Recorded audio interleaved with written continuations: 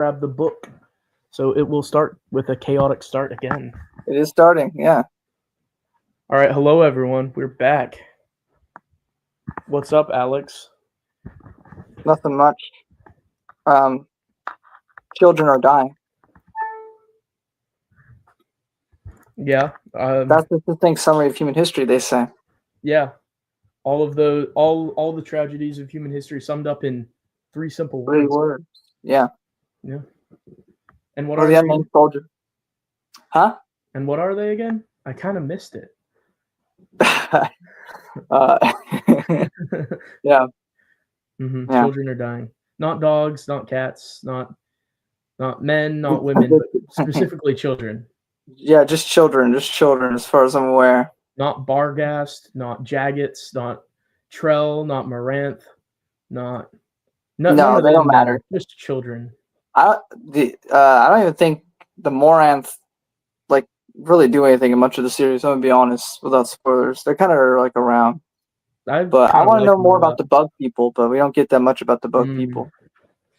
Yeah, the bug people are on a different continent. So. Oh yeah, true. The Moranth and the Killick would get along. Moranth would probably join a hive. Maybe, and they got ammunition, so they can protect the hive. Yeah, that's true. A little bit of a Dark Nest Malazan crossover right there. Yeah, it's my fan fiction, but not erotic. That's Denning's job. Deadhouse Gates. Woo. Deadhouse Gates. And if you go back to the Path of Descendancy, if you go to the Path of Descendancy prequel books, you'll have Deadhouse Landing. And is that about them conquering 7 cities? I haven't started it yet, but I imagine so. Because when they were talking about how like Fiddler was like, "Oh yeah, I've been here before. This place sucks," and Callum's like, "Yeah, there's a lot of customs here," and I'm like, "Oh, I want to see the first time." Like they talk about it like it's so legendary, like they're trekking across like, and how Callum and Quick Ben like led Whiskey Jack through like all the danger because they joined. I want to find out about that. It sounds great. Yeah, I think it is. I mean, Dancer's Lament.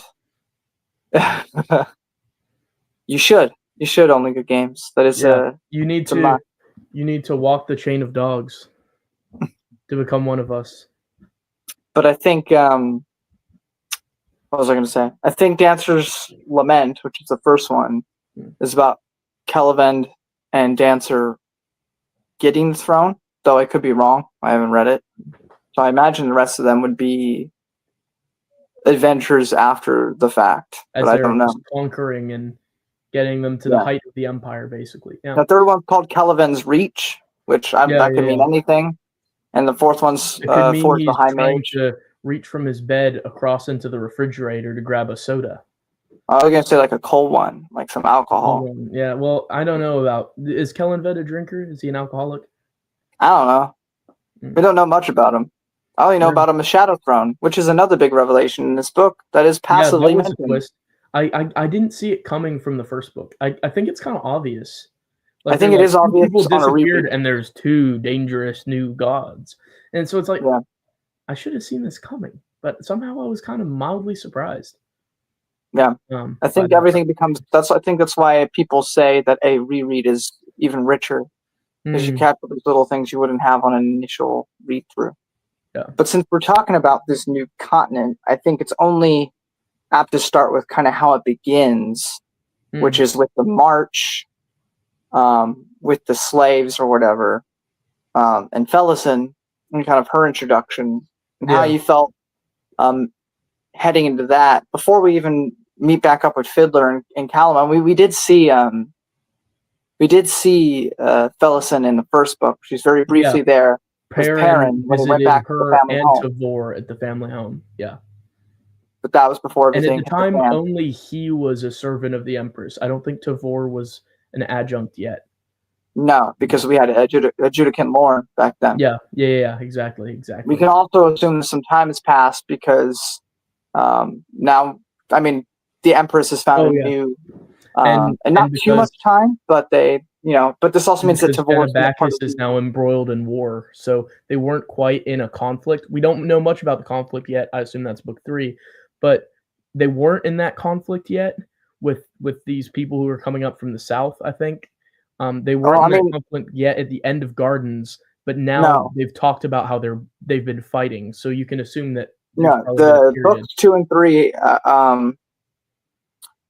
at least half of book 2, and then all of book 3 are pretty much happening concurrently. Yeah, or along the same time. Okay, gotcha. So book 3 takes place kind of concurrently to it. Yeah, that's why you see some things in the second book. FaceTime? Is it like the other side of the FaceTime call that Quick Ben and Callum have? Yes, yeah. We see the other end of the FaceTime call. Yeah, basically. It could be better here. Yeah, because it's over in another continent, so it's not affecting them. But yeah, so we get our first real introduction of Fellison, because we didn't really get to see much of her in the first book.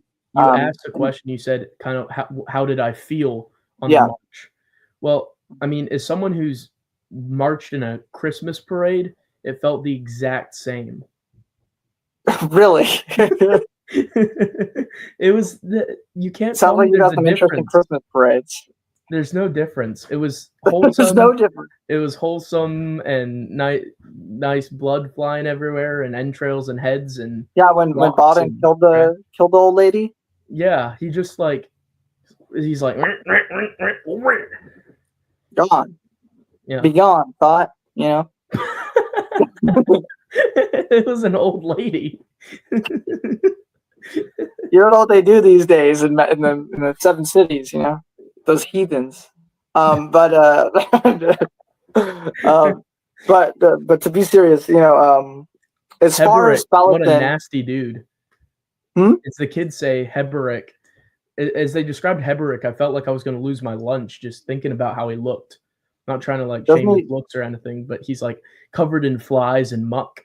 The kids would probably say that he has negative aura because he's just a nasty guy. I mean, but it's not that matters. He's got heart. Yeah, he's got tattoos. Covers the ugly face. I'm just kidding. But for context, as far as Fellison is aware, her brother, in a completely different continent, has become a traitor to the Empire, as far as she's aware. And I'm not ready to say it's just a jacket, and I got this. So as far as Fellison's aware, her brother's a traitor, and her sister has basically sent her to the wolves. Yep. As far as she's aware. So she's like, my brother's a traitor. My sister has condemned me to this, to what's basically going to be my death, because no one makes it out of Skullcap. So she's kind of in a low place when we enter, and that entire scene is so vivid and visceral. It's absolutely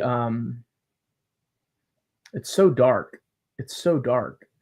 It's kind of a stark contrast to Gardens of the Moon, because Gardens of the Moon, for as sane as it kind of is, does still start with the slaughter of a bunch of people, and he's walking through the bodies, and there's birds like pecking eyes out of skulls. But it feels so much more fun. It feels so much more fun now. You think it's fun to peck eyes out of skulls? Yes. You do that? If I had a beak, who knows? If you had a beak, I wouldn't let you anywhere near me, by the sounds of it. That's probably wise. Yeah. So Fellison's, even at the very start's going through. I mean, you got to remember, she's 14. Yeah. She's royalty, so she's probably never really known. I think she was that young. That just makes everything that happens worse. I mean, she probably hasn't experienced that much hardship in her entire life. She's a noble. They're noble born, the Perrin family. But that actually also Perrin, but Perrin's the family name.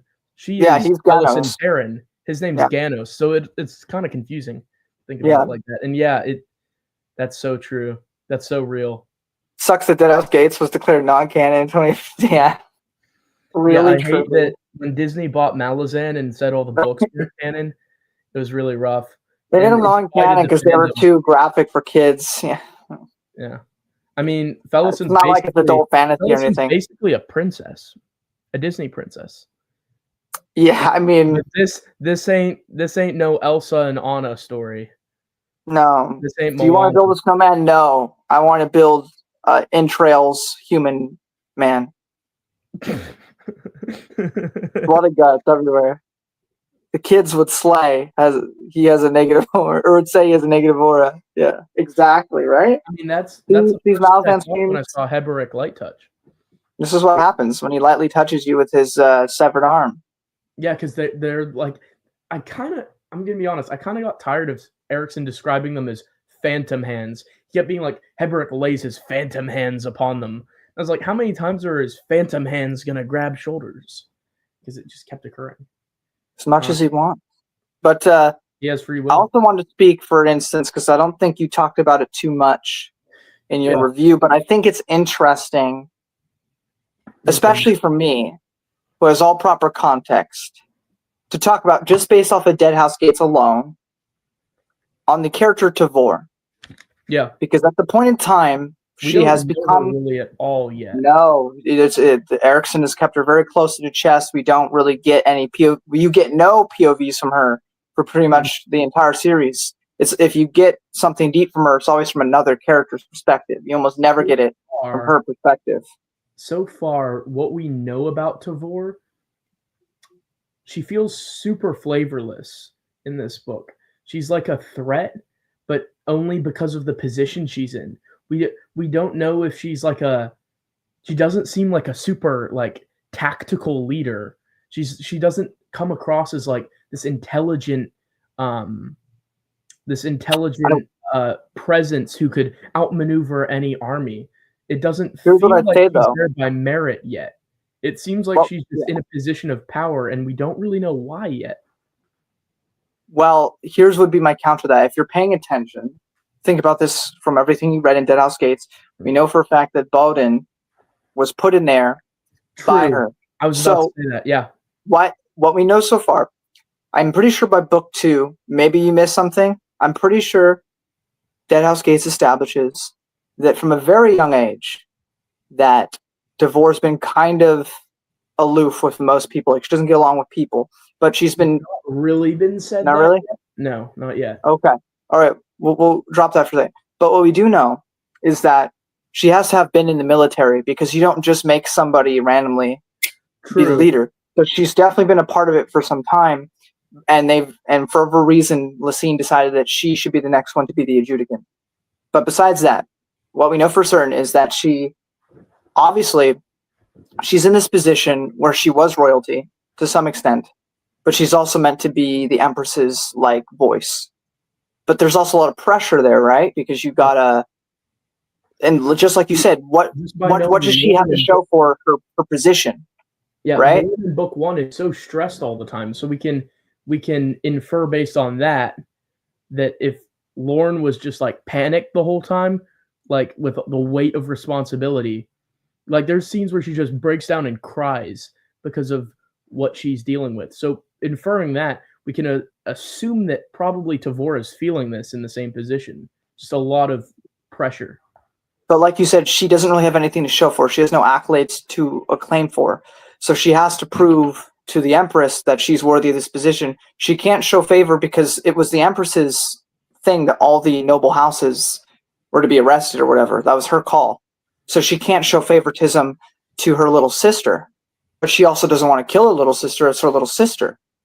So she thinks the next best step, throw her in the mines. Yeah. But I have an out. I'll put in Bowden. I'll make sure I bribe one of the guards. We will put him. Yeah. We will make sure he's in the same cell as her. He will look after her. But then, as we get through the story, so much things happen that Tavor couldn't account for. Yeah. And so everything that happens to a certain extent was beyond her control. But her goal was to get her out of there. I will say some things that happen to Felison are kind of rough. Felison is, let's see, I will PG-ify this. She is taken advantage of, I'll say that, by some older men throughout the story. YouTube, don't demonetize me. And this is very not good, is an understatement. This is not good at all. This is very tragic and very uncomfortable to read. Very uncomfortable to read. Absolutely. There's nothing fun about reading those sections at all. It is just And yet it's kind of super engaging despite that fact. Yet sadly, it's super interesting, which makes me feel like maybe we're bad people. But it's because we know that the story is going to provide significance for it, because we trust that Erikson's going to do something awesome with this story. Yeah. But well, I will say there's a lot of bad stuff that happens in this series. Yeah. That's like that.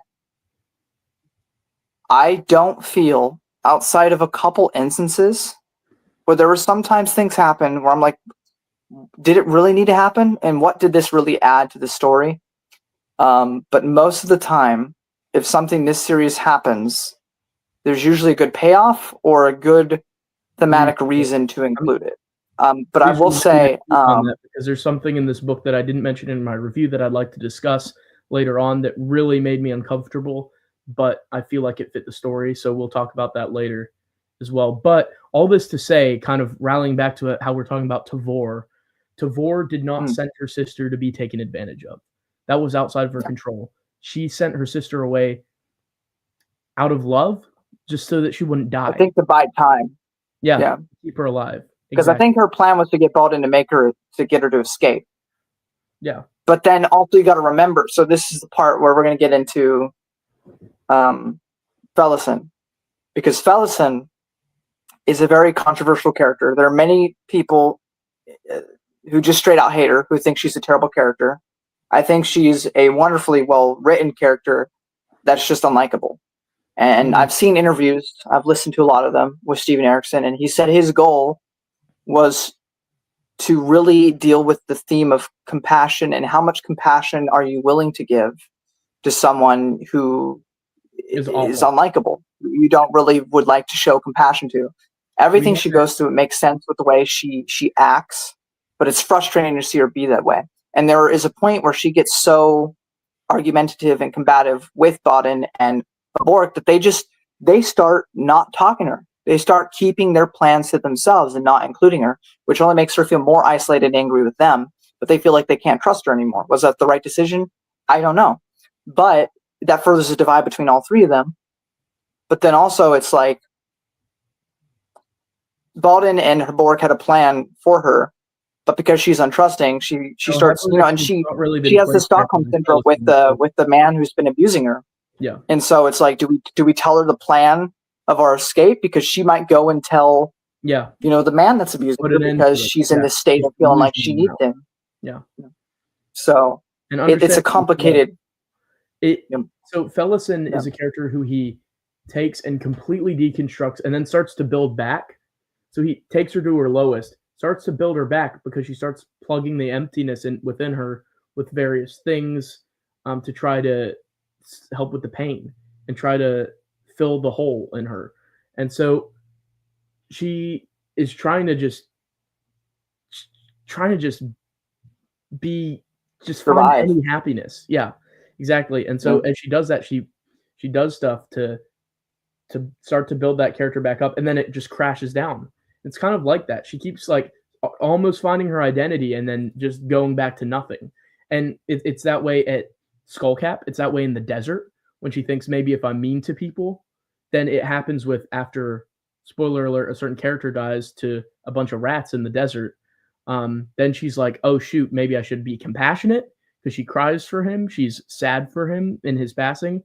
She feels for him. And then that goes away and goes back to square one. And then at the end, she's found a destiny in taking over this mantle, and that built the character back up and again plugged her. She's a broken character who keeps taking things around her and using it to try to be whole again.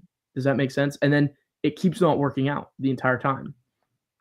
And the sexual stuff she goes through initially was there to help herself and help her friends. Was how she justified it.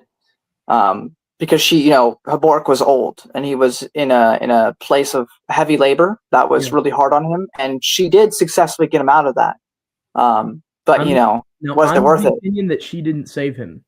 I'm of the opinion that Heberick would have lived anyways. He has a lot. I think he would have lived anyways, but she was trying to make his life better while down there. So, and I can understand that, but I don't think that she saved him, and so she holds that over his head later on that she saved him. He and Bodden had a plan the whole time to get out of there. And I think that she didn't necessarily save him. She made it easier on him but I don't think that she saved him from death, because I think he wouldn't have allowed himself to die, because I still think there's an amount of power that Heberick has. Definitely debatable, but fair enough. I'm not going to either agree or disagree on that, because there's validity to him probably being able to defend himself, but the story doesn't give me enough of his POV to determine that that's absolutely certain. So but I trust based on the power that's shown in book 2 that he could. Oh yeah, he's a powerful dude. So in regards to all of this, so basically the first thing you asked was about Tavor, how she's kind of like silly, she's kind of there in the background, but I did forget about that detail that she sends a bodyguard to take care of her little sister. And this person is a Talon, so it's someone who's very powerful within the Empire. So there's definitely love that she still has for her family. We don't really know how she feels about Perrin being an outcast, being outlawed by the Empire. We don't really know how she's feeling about that yet. I don't really know how Felison's feeling about that. Oh, no. There is a bit. Felison is like, he's the lucky one. He got out, and she resents him for it. Yeah. So that was a brief detail. When she was in the desert dying of thirst, she was like, him as an outlaw, he's still living better. And she hated him for it, which is such an interesting thing to hate someone who has it better.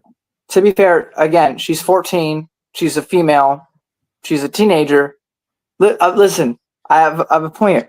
Where is this going? She's starving and super thirsty in the desert. My point is that in the desert, and she's a teenage girl. People. Yeah, she's a teenage girl. So when she says that stuff about her brother, right? You have to take that into account, that she's an extremely How old is Perrin? He's a much older brother than 20s, right? Yeah, no, but Felison's 14. Yeah. So she's a teenager. You have to take into account that she's in a very stressful situation, also starving and thirsty. Yeah. So a lot of things she says in that desert section, she wouldn't say in a normal circumstance, but she's stressed out. So I don't like, if I'm upset with my brother or something, and I say like, I hate you, in the context of the story, unless it's like a thing that's further, I wouldn't take it to your brother. I'm just saying, I wouldn't take it as truth. Yeah. I would take it as a heat of the moment. If she's 14. How old is the adjunct? How old is Tavor? Is she in her 20s, I'd assume? I think Tavor's maybe 18. I'm not positive on her age. She's a lot younger than Lorne. So she must be special if the Empress has put that much faith in her, because she's very young to be put in that position. And that means Perrin might be in her 20s, but I'm pretty sure she's on the younger side regardless. So she is in her 30s, right? He's I think about it's either 30s or late 20s. It's one of the two. So their parents had them in like separate decades. I guess so. They were busy people. But okay. I don't know. I'm just making up stuff now. I'd say that, like, when I mentioned the freaking what's his name? The freaking Bone Man and Subway, okay? Tool. The Talana. Tool, yeah. Tool me getting Subway. But I actually wanted to track back for a second. We talked about Tavor. We talked about Felison quite a bit. And there's still a bit to talk about near the end, if we're going in chronological speaking order of all this. But I want to talk about a character that I feel like doesn't get talked about as much. But about Bodden himself. Because I really like Bodden. Oh, you don't? No, I do. But you would never take him to Subway. You'd only take him to Firehouse Subs. Wait, is that better? You'd only take him to Jersey Mike's. Bodden is not worthy of. A lot of people would say that's better anyway. Oh no, but a lot of people say it's better. I like Subway, but the thing that's interesting is that it seems like he agreed with Tavor's plan to be sent in there, but he didn't expect to be in there as long as he ends up being in there, because he spends a lot more time, because he was supposed to escape fairly early on with Felison, but plans changed. A whole uprising took place. I mean, they wouldn't have survived if separately from Tavor didn't save them in the end. Ultimately, It's No, she had a plan, but it completely it was failed. factors quite out of her control because she didn't realize that a rebellion uprising was about to happen. Duker sent Culp to save them. Yeah. So wait, but ultimately, Sha'ik still existing is ultimately Duker's fault in a way. No, it's ultimately Tavor's fault in a way for sending Fellis in there. Yeah. That's interesting. But yeah, Tavor, had no control over that. Her plan, what I can gather is would have been Fellison would have stayed in the mines for a little bit, and then at some point, using her connections as adjudicant would have got her to escape and get out of prison and send her off somewhere. Probably would but he didn't know that a whole big rebellion was about to take place right at the moment that she sent her sister to the mines. So it was just unfortunately bad timing all around. No, so one thing that Erikson does well, you mentioned this earlier, payoffs. Erikson does payoffs so well. So first book, this character that's not really important in the grand scheme of things. I mean, Adjunct Lorne is there. She's doing stuff. She's not the main focus character. She barely has any POVs. She's probably one of the least focused on characters with a point of view in the entire book. And she has a sword that is a Tatterall that they say can quell magic. Yeah, can dampen it like a Ysalamari in Star Wars.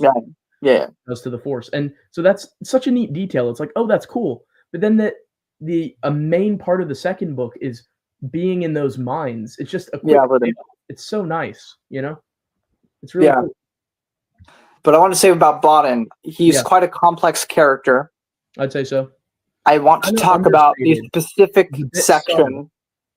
He's a subtle character. He's quite understated. So he does have a lot of complex thoughts, but you don't you have to cherry pick them because there's not a lot of them. He keeps his cards close to his vest, which just makes him more interesting.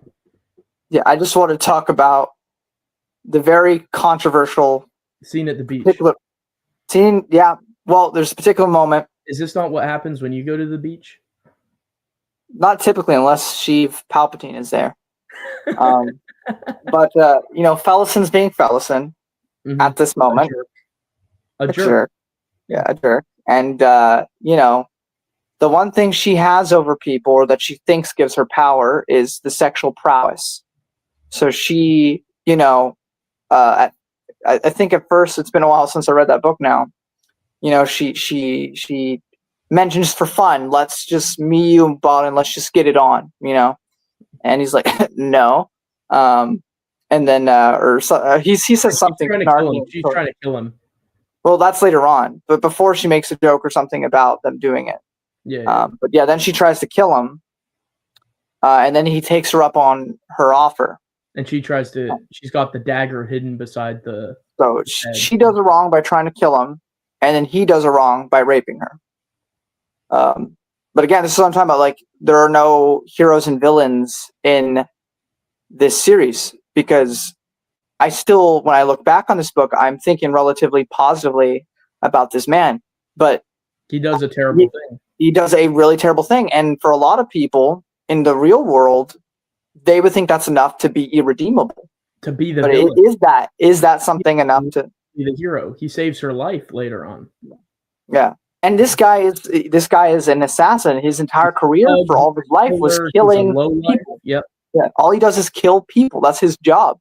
And so it's like it's a very complex thing here. Is rape to the point where it's too far? I think that positive Bodden as well. Yeah. Right? Which is so interesting to reflect on because I think less of her thinking back on the series because she's just mean. He's nice most of the time. So, right? But objectively, if you look at it on paper, he's done way worse things than her. Exactly. Right?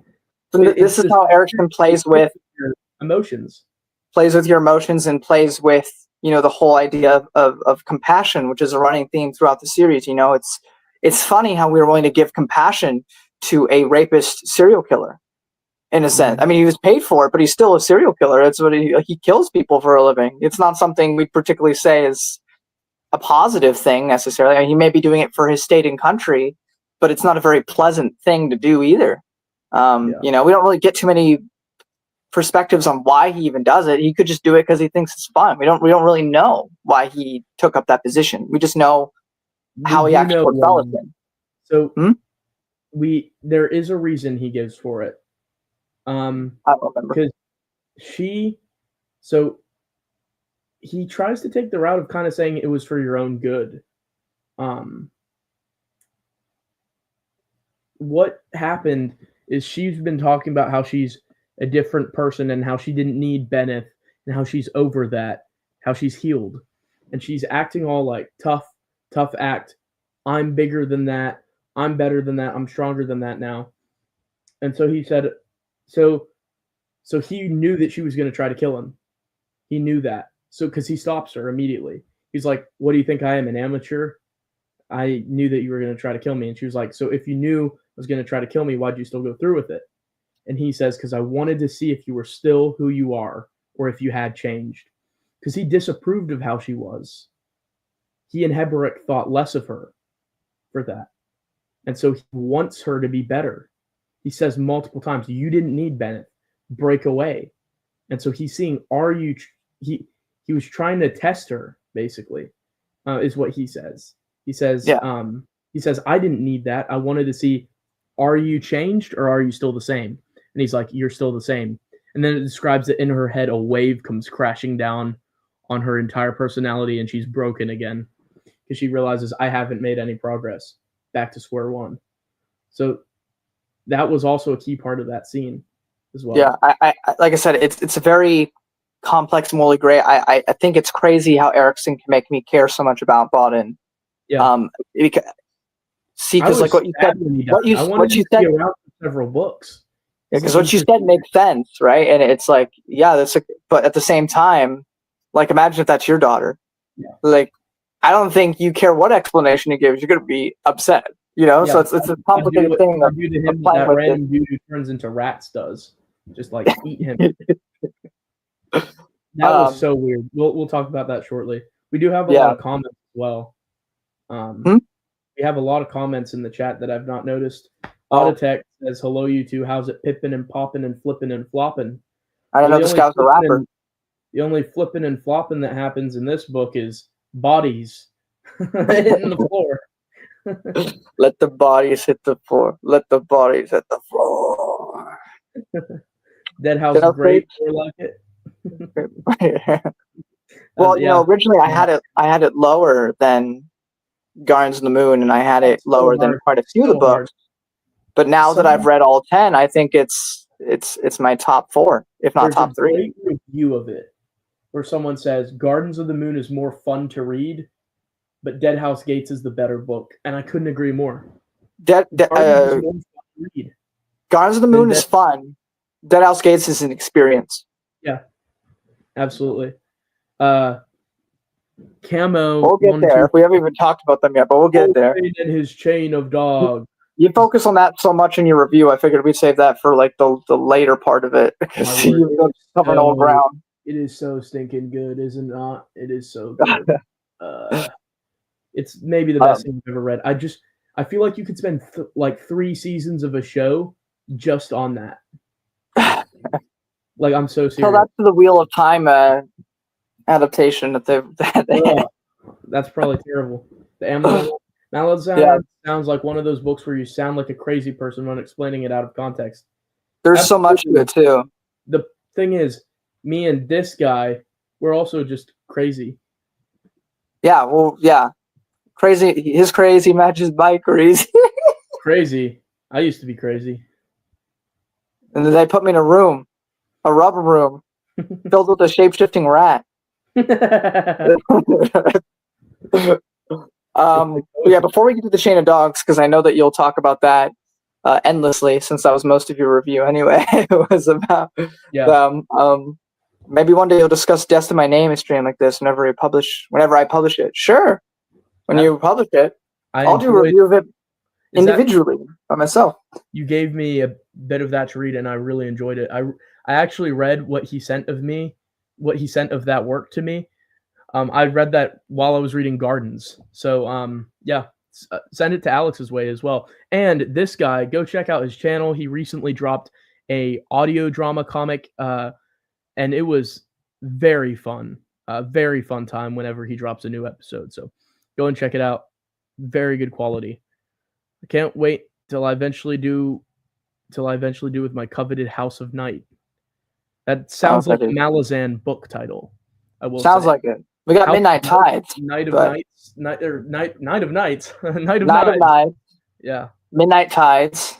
When we do my review for Night of Knives, I'm just gonna bring all of my brother's knife collection and just be like, just have the knives ready, you know. Yeah. But I think we've gone off and enough about Falcon for now. We can get back to the end with the whole Shake stuff. I wanted to talk about Tavor a bit because I think it's interesting to look at her with only the context of 2 books and continue, because she will be probably one of the most recurring characters now. She'll show up in 4. She'll show up in 6. A little bit of 7, I forget, and then 9 and 10. So she's a character that is actively around moving forward. Not like she gets a little more screen time than Lauren, like 6 books more. It sounds like. Yeah, it's a bit more. A little more. Marcel says, I think what's great about told by the random girls from the Phoenix Inn in Darujistan. She's just creepy. What was her name? Like Meekle or something. Just gonna come with a club. Below the street. Marcel says, I think what's great about this book is that it makes you feel like you go through the chain of dogs with the characters. Absolutely. This is one of the first books I ever read that felt like a gut punch. It's very true. What was that accent? I don't know. I was trying to summon my Kroopy. It sounded like I was about to say it sounded like Kroopy. That was the point. So good. I did a good job then. Yeah. Oh, speaking of which, you'll be back to him real soon. Yeah. At least you like him more than Iscariel Pust. Yay. I can't wait for you to get to the scene where they both interact. No, what a glorious moment. Oh, no. They're both riding mules too. Mules? Cinema. Cinema. Wait, say like this. We can screenshot this later. Oh, this is glorious. Yeah. We look like idiots. So, I totally agree with Marcel, though. I felt like I was going through the chain of dogs, so that's why what happens at the end of the book is so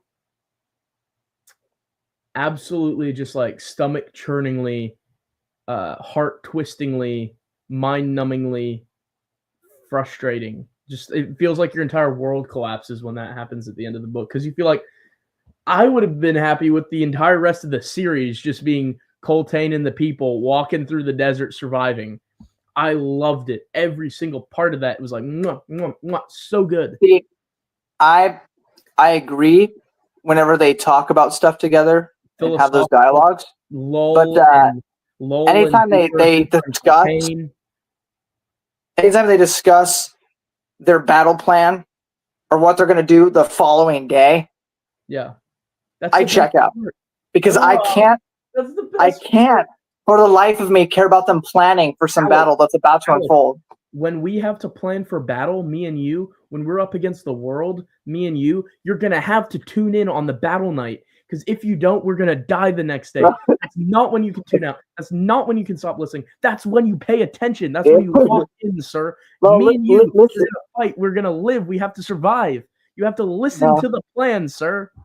You point, I'll shoot. That's all I need. That's all I need. For me, action has always been my hardest thing in fiction in general. It is hard for me to care about it. Really good. No, it is really good.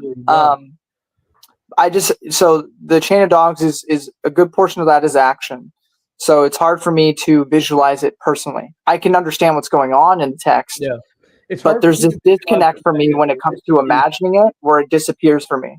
In the crossing of the specific river, I can't remember if it's Sethkala or Valar, which river it was. Let me see. I think it's Seth. It's not the crossing it. Let me see. Live map reading, everybody. Enjoy. It's not the crossing of I think it's Kala crossing, not Dridge Spring. I can't remember, though. Where List is seeing the visions of the Jaggets who were massacred. And their kind of ghosts are talking to him. It was hard for me to visualize that because he's seeing ghosts while the battle's unfolding. So going from Duker seeing the battle to seeing List, like, see visions around him was really strange. And I didn't understand why List specifically was seeing the visions. He seems Yeah, like a me pretty neither. ordinary guy, but I really liked List. So at the end, how they're just like, and Corporal List's head gets lopped off. I was just like, oh. He made it all the way to the city gates.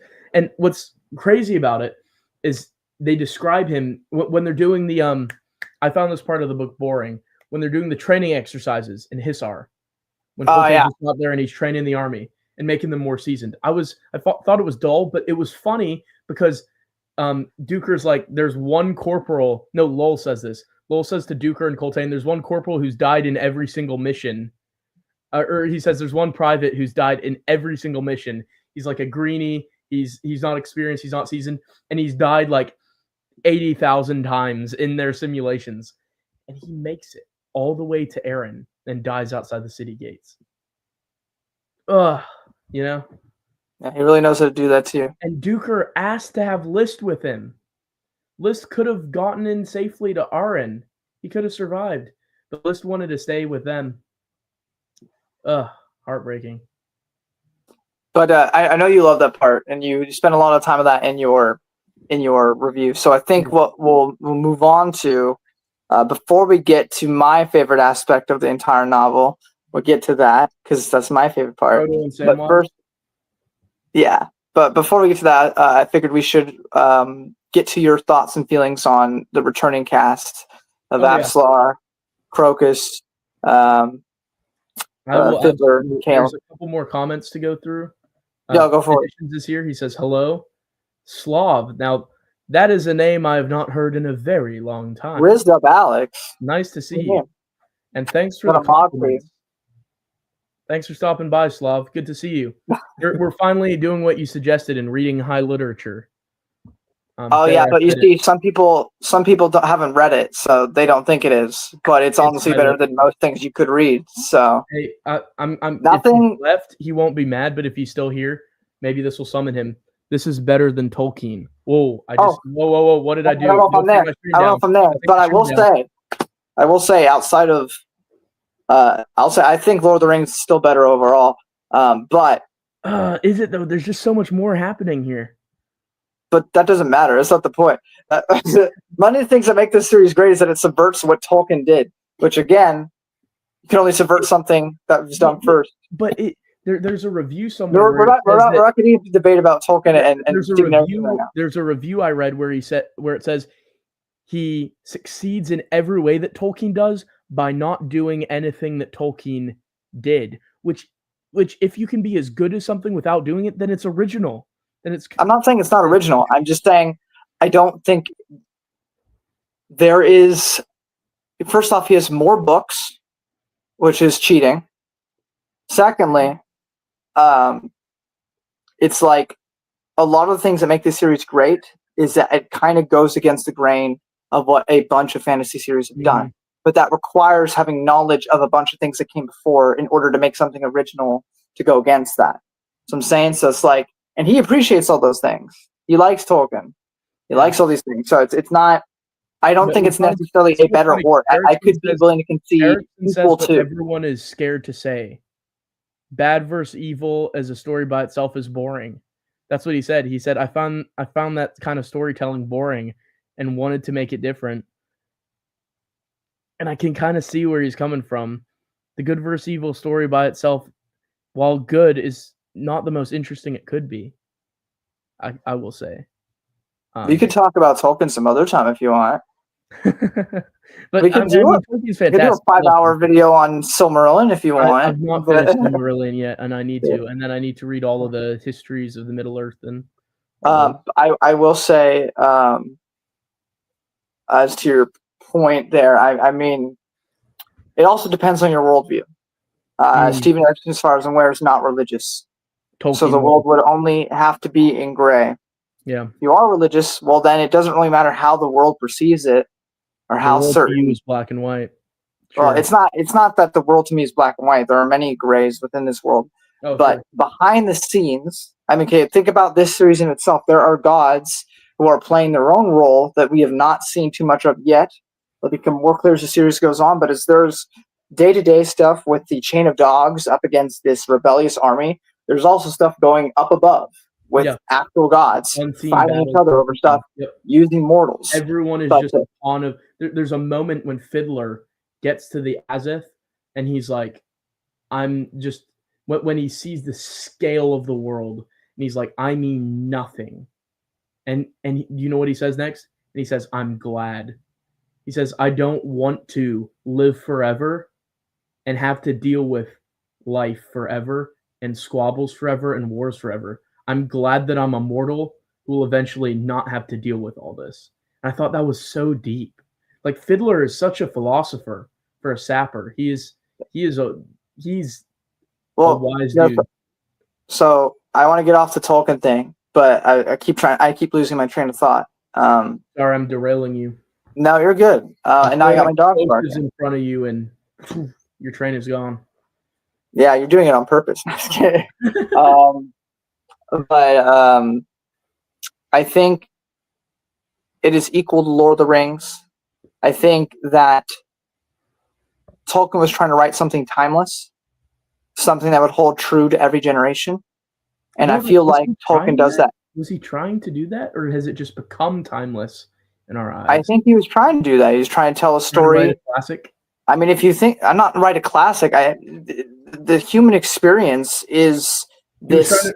He was trying to write something relatable to all people. Sure, but the whole central conflict of the ring and this temptation and the men and everything that they go through is something that happens to every generation that follows. The same thing that Erikson does when it comes to the repetition of history. His entire point of Ducaire is that everything just repeats itself because humans never learn. And there's this, but it's a bit more negative, but there's also the hopefulness. Learn from it. That's what he says. Yeah, exactly. So there, I think what Tolkien and Erikson do super well is writing a story that will stand the test of time. I see this still being relevant years down the line. We're reading this in 2024, and for use 2025. I read all these in 2024. But you got to remember, he wrote this second book before I was born. He wrote the third book in 2001. What happened in 2001? The Twin Towers got attacked. And all that stuff. I mean, even this book reminded me of... It goes forward, kind of like Star Trek Enterprise. I mean, this stuff reminded me of Afghanistan, and that stuff hadn't even happened yet. You know, or not the full thing. There was stuff, but there wasn't. There was already stuff going on over there, I think. I don't remember the full history before I was born, but there was stuff going on in the 90s with Bush and stuff. But still, like, that stuff was relevant then. It's relevant now. So, but I want to say also to your point, because you made me go on a whole other thing in my head when you said the thing about Fiddler being a philosopher and saying the quote that he did. Yeah. Well, I don't think you do. I know what you're gonna say here. Yeah. I know. Malazan, Book of the Fallen, has kept me from wanting to kill myself. That's what I was gonna say, actually. I did not know what you were gonna say. Yeah, you did it. No, I've growing up, I had a lot of depression. I didn't talk about that with anybody, and I've certainly thought about it on numerous occasions. Not recently, like in the past, like 5 or 6 years, but coincidentally, about the time where I met Alex. So you're welcome. Yeah, it's all thanks to Brennan. Brennan can take all the credit. Not to take the credit, but but no, this series made me have like this existential crisis of like, do I want to die? Because like, I kind of like suffer a lot, but like, is it better to just not think at all and to just be gone?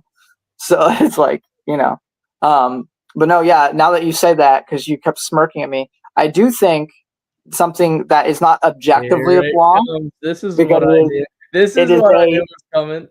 It is a writing style. It is not wrong to do it that way. This is what he intended to do. So I can't say it's a flaw because it was intentional. Yeah. But if you notice, almost every single character, I'll say, except for maybe the soldiers usually get even still, they have really witty banter, which I think not everybody is that funny in the world. I'm very boring. He's pretty, a sapper, but still a soldier. Everybody you read in this series is a philosopher that just speaks the highest literature, the highest brain thought you've ever thought, and most of them are normal people. So it's just like Erikson writes these beautiful soliloquies left and right, left and right, left and right, but that's not how normal people talk.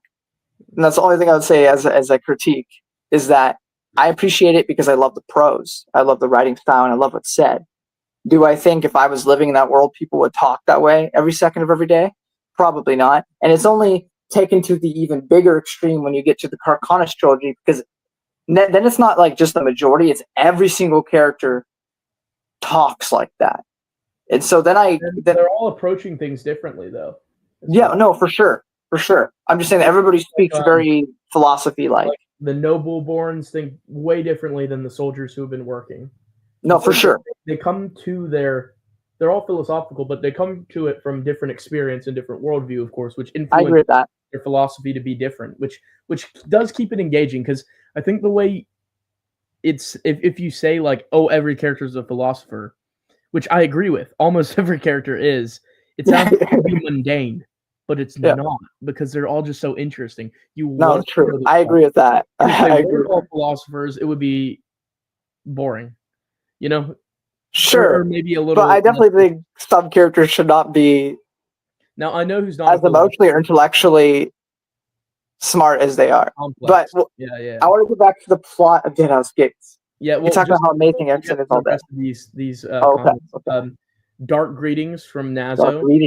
Dark Greetings. Jedi Prince, and Malazan Book of the Fallen. They're basically the same. Yeah. So you saw I may be evil, but I still love you, Leia. There's no boinking though, like in Malazan though. You don't see the bad guys of Jedi Prince, taking Leia and doing some bad things. Yeah. I'm glad for that though. I prefer not. I'm glad Leia didn't end up like Fellison, bitter and angry. That would be unfortunate.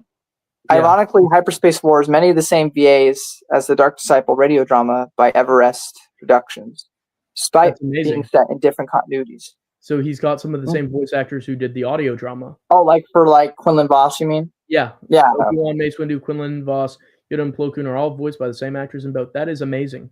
Very cool. R.I.P. I saw this comment flash up on the screen right when we were talking about List. So salute to List. Yeah. Slav Sauce, good to see you. Tasu Leech, good to see you. So, Chronicles of Narnia is better than... I don't agree with that. Only because I like Chronicles of Narnia a lot. Listen, I think all of C.S. Lewis. I think all C.S. Lewis's other works are better than Chronicles. Like what's it called? Letters.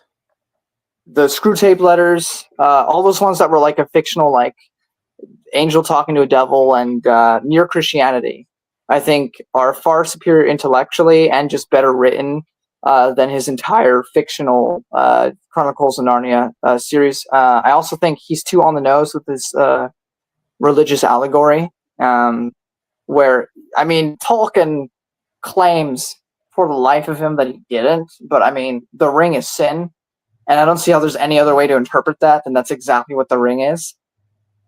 So, also Tom Bombadil, I'm still holding out. I don't care what anybody says. In my head, Tom Bombadil is a Luvatar. And I see the ring. It's your precious, isn't it? Were you about to jump into a volcano for that? My precious, I needed the one seat. You're welcome. That's why I put the ring there, because I wanted you to do that. You don't have any friends. Nobody likes you. You're welcome. We don't want to go back into the depression stage if we start thinking like Gollum. You're right. Yeah. Schmeagol. But Schmeagol will protect me. What? Okay. My alternate personality. Okay, buddy. I didn't know you based your personality on Gollum. No, lately it's been on Dexter edits, but that might be worse. Chronicles of Narnia is better than both. So, I love Chronicles of Narnia. Now, I have a controversial take. Lion, the Witch, and the Wardrobe is not the best of those books. The best is by Not. far The Last Battle. It's the best. I agree with that. The darkness of it is really good. Everyone just dies in the end. So you just like darkness, Brennan. That's what I'm hearing. You just like sad, depression, no hope. You just want everything to go wrong. A bubbly, fun guy. I'm like a mushroom. I'm a fun guy. That's such a dad joke. Yeah. Congratulations. Told me that a long time ago. Shout out Kellen, not Kellen Ved, but Kellen. Okay. Who's black, apparently. My cousin's not. No, Keleved, like the the character.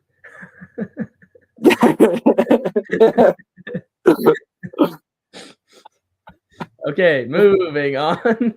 Has anyone here played the new Jedi Power Battles? Plo Koon is my main. That's very cool. I've not downloaded it yet. I would like to, but I'm short of funds. So my Nintendo Switch. I'm too busy reading. I don't got time. Yeah. Spot on impression. It really was. Thank you. Back to the reason we're here. Right. So next step, Fiddler, Calum, Crocus, and Absolar. Right, take it away.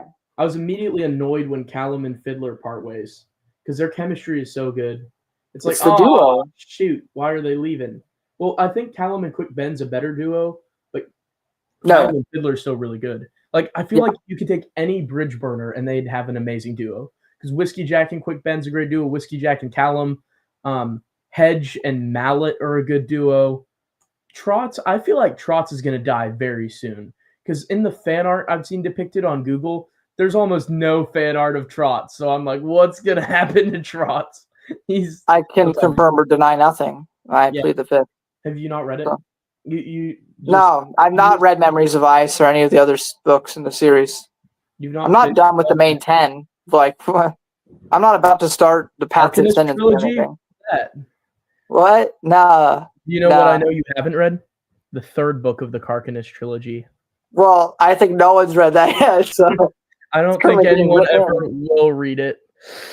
I hope. What do you mean? Steve Erikson's already 200 pages into it. What do you mean? No, but like, you think he's gonna die soon?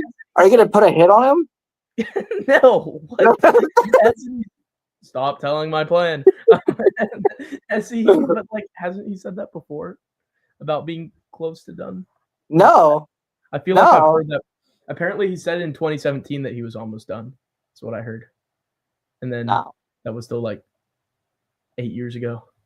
2017 was 8 years ago. That's also not possible because The God Is Not Willing came out in 2021. So yeah, well, but he hadn't switched gears yet, right?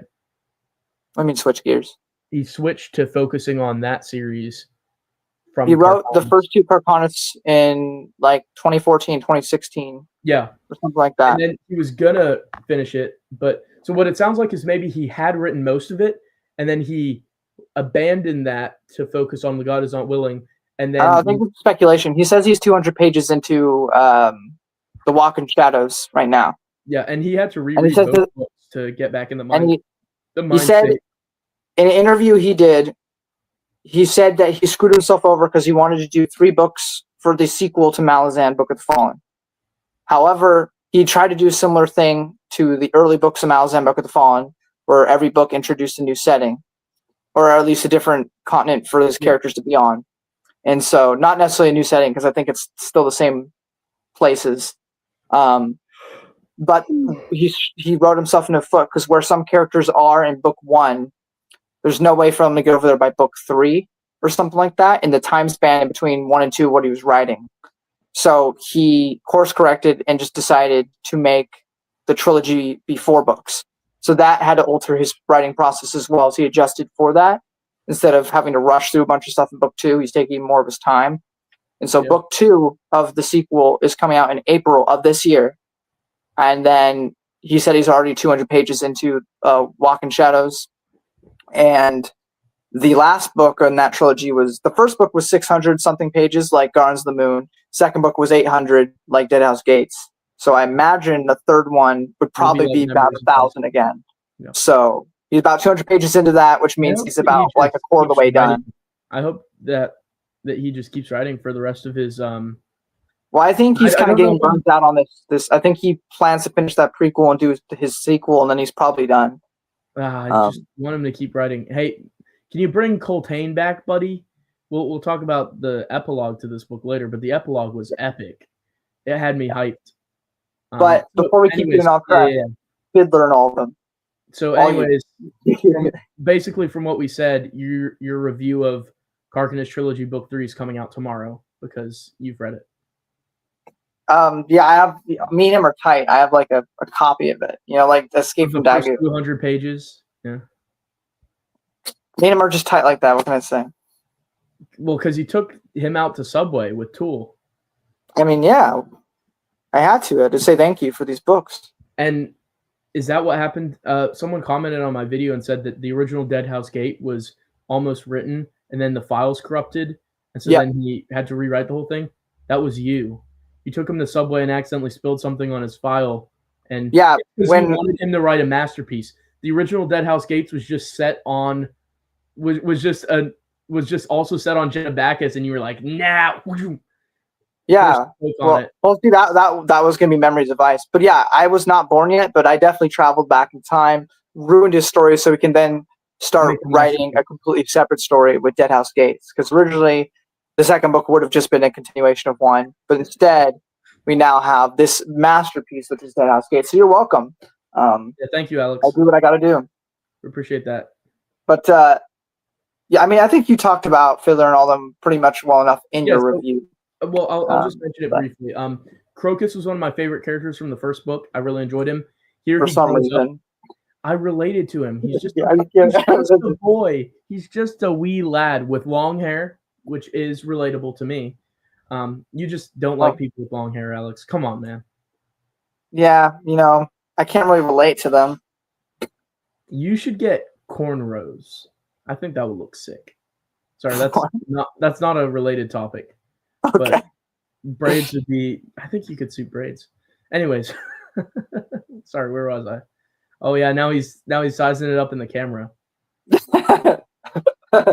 for his Subway date with Tool.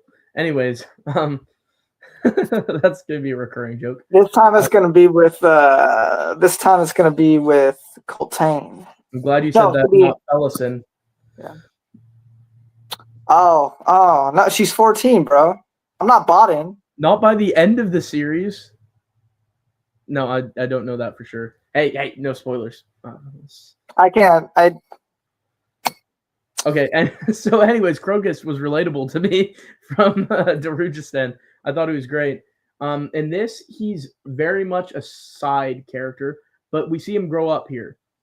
He becomes more ready. He's always unsheathing his knives, just ready for anything. And he just loves Axelar. He wants what's best for her. Not in like a creepy, like controlling way, but from afar. He likes her from afar. He gives her space. And I think that's something that I've not seen anyone talk about, but it feels like Crocus really gives her space. He's concerned about her when they get separated, but he's never like touchy-feely, like, why did you do that? He doesn't get angry. He just respects her from a distance and cares about her. And I think that's really cool because Apsalar's a broken character like Felison. She has horrible memories of doing horrible things because Dancer possessed her. And the rope, Cotillion, Apsalar, sorry. Lots of this book is just dense because people keep changing names. They do that a lot. That a lot. So basically, she's a broken character too. So I think it's important that Crocus is a good friend for her. Her father just has the same name as Malik, Nom, and Ralik. Like his name's like Relic, and it's like, but we know Ralik Nom from the last one and Malik Rel from this one. These are masterpiece books, but why are those three characters so similar sounding? The truth is, he just ran out of ideas for names, so he just started matching them. Probably, I don't know. Maybe, like, I wouldn't be too surprised if that's why. But, so Fiddler is amazing here. I liked Fiddler in the first one, but he really shines here. He really started to shine in this one. Yeah, the first half of this book, I wasn't really vibing with it yet. All the plot threads were new. All of it was still very new, and he was the anchor that kept me interested, that kept me powering through because he carried the first half of this book. After that, he was more of a side quest to me. Like I still cared, but didn't care as much once the Chain of Dogs started and I was invested. And once I was kind of bored of them wandering in the wilderness for Fellison's group. But once they met the Marines were really great. And Culp is amazing. Culp should have stuck around for the long run. He's super underrated character. He's really fun. He's like so stressed, but still wants to do the right thing. He's like a world-weary Gandalf. That's how I'd describe him. And when their ship is stuck in the Warren, that is really good stuff. So I became very invested in that, very invested in the Chain of Dogs. By that point, Fiddler didn't need to carry the book still. But Fiddler is great here, like really good. You could say he sufficiently passed the torch long enough. Absolutely. He kept me invested as everything else was new. And that's why people are wrong. It's not as much of a whiplash as they're saying. There's a through line because of this group. And so it masterfully transitions setting and still keeps you like, okay, this is important. You know, I feel like it's really not that big of a jump because of Fiddler's group with Crocus and Absalar and Callum. Now, I was annoyed when Fiddler and Callum separated because their duo is goated. So goated, there's probably speculation. But Callum and Fiddler's reuniting is really great in Malaz Isle at Malaz City when they're like, oh, you ugly pig. And he's like, oh, you ugly, awful looking nerf herder. Dude. Yeah, it's great. It's really great. It's really great. Well, before we get to your favorite part, because I know it's your favorite part, because you talked about it, you have been talking about it. You talk about it as nauseum every single time it comes up. What? But before we get to your favorite Napo and Kikarium, my favorite part of the book. I was saying before we get to your favorite part, which isn't that, we talk about what Brennan said privately in his own words. The mid part of the book. Oh, he's gonna expose me like this. Napo Nikarium. Brennan's thoughts first.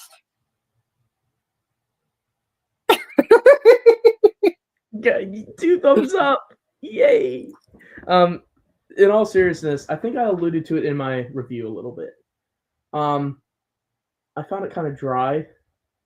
Like, ooh, let's go to the basement of this house. Ooh, let's go around the corridor, and it's gonna take a whole chapter. Hey, I don't remember my past. Oh, I wonder why. And that just happened for like 3 books. That happened for like a fourth of this, you know? Yeah. And I know that's one of your favorite parts, but I feel like the beauty of these books is that there's enough for everyone. There's something for everyone here. There's so many different settings, so many different characters, so many different plot lines that everyone's going to have a different favorite part. I mean, I'll say most people agree with you. Most people hamper on the Chain of Dogs, so you're not wrong or in the minority by any stretch. It's not just that. I loved Fellison and Culp and the Marines sailing the seas. Jessler and Troop and Stormy are underrated characters. They're great. By the way. Gessler? Oh, it's Gessler. It is hard G. Yeah. It's like Jeffrey, like the British spelling of Jeffrey. That's right. Geoffrey. Yeah. Why did the Brits spell Jeffrey the wrong way? With a G.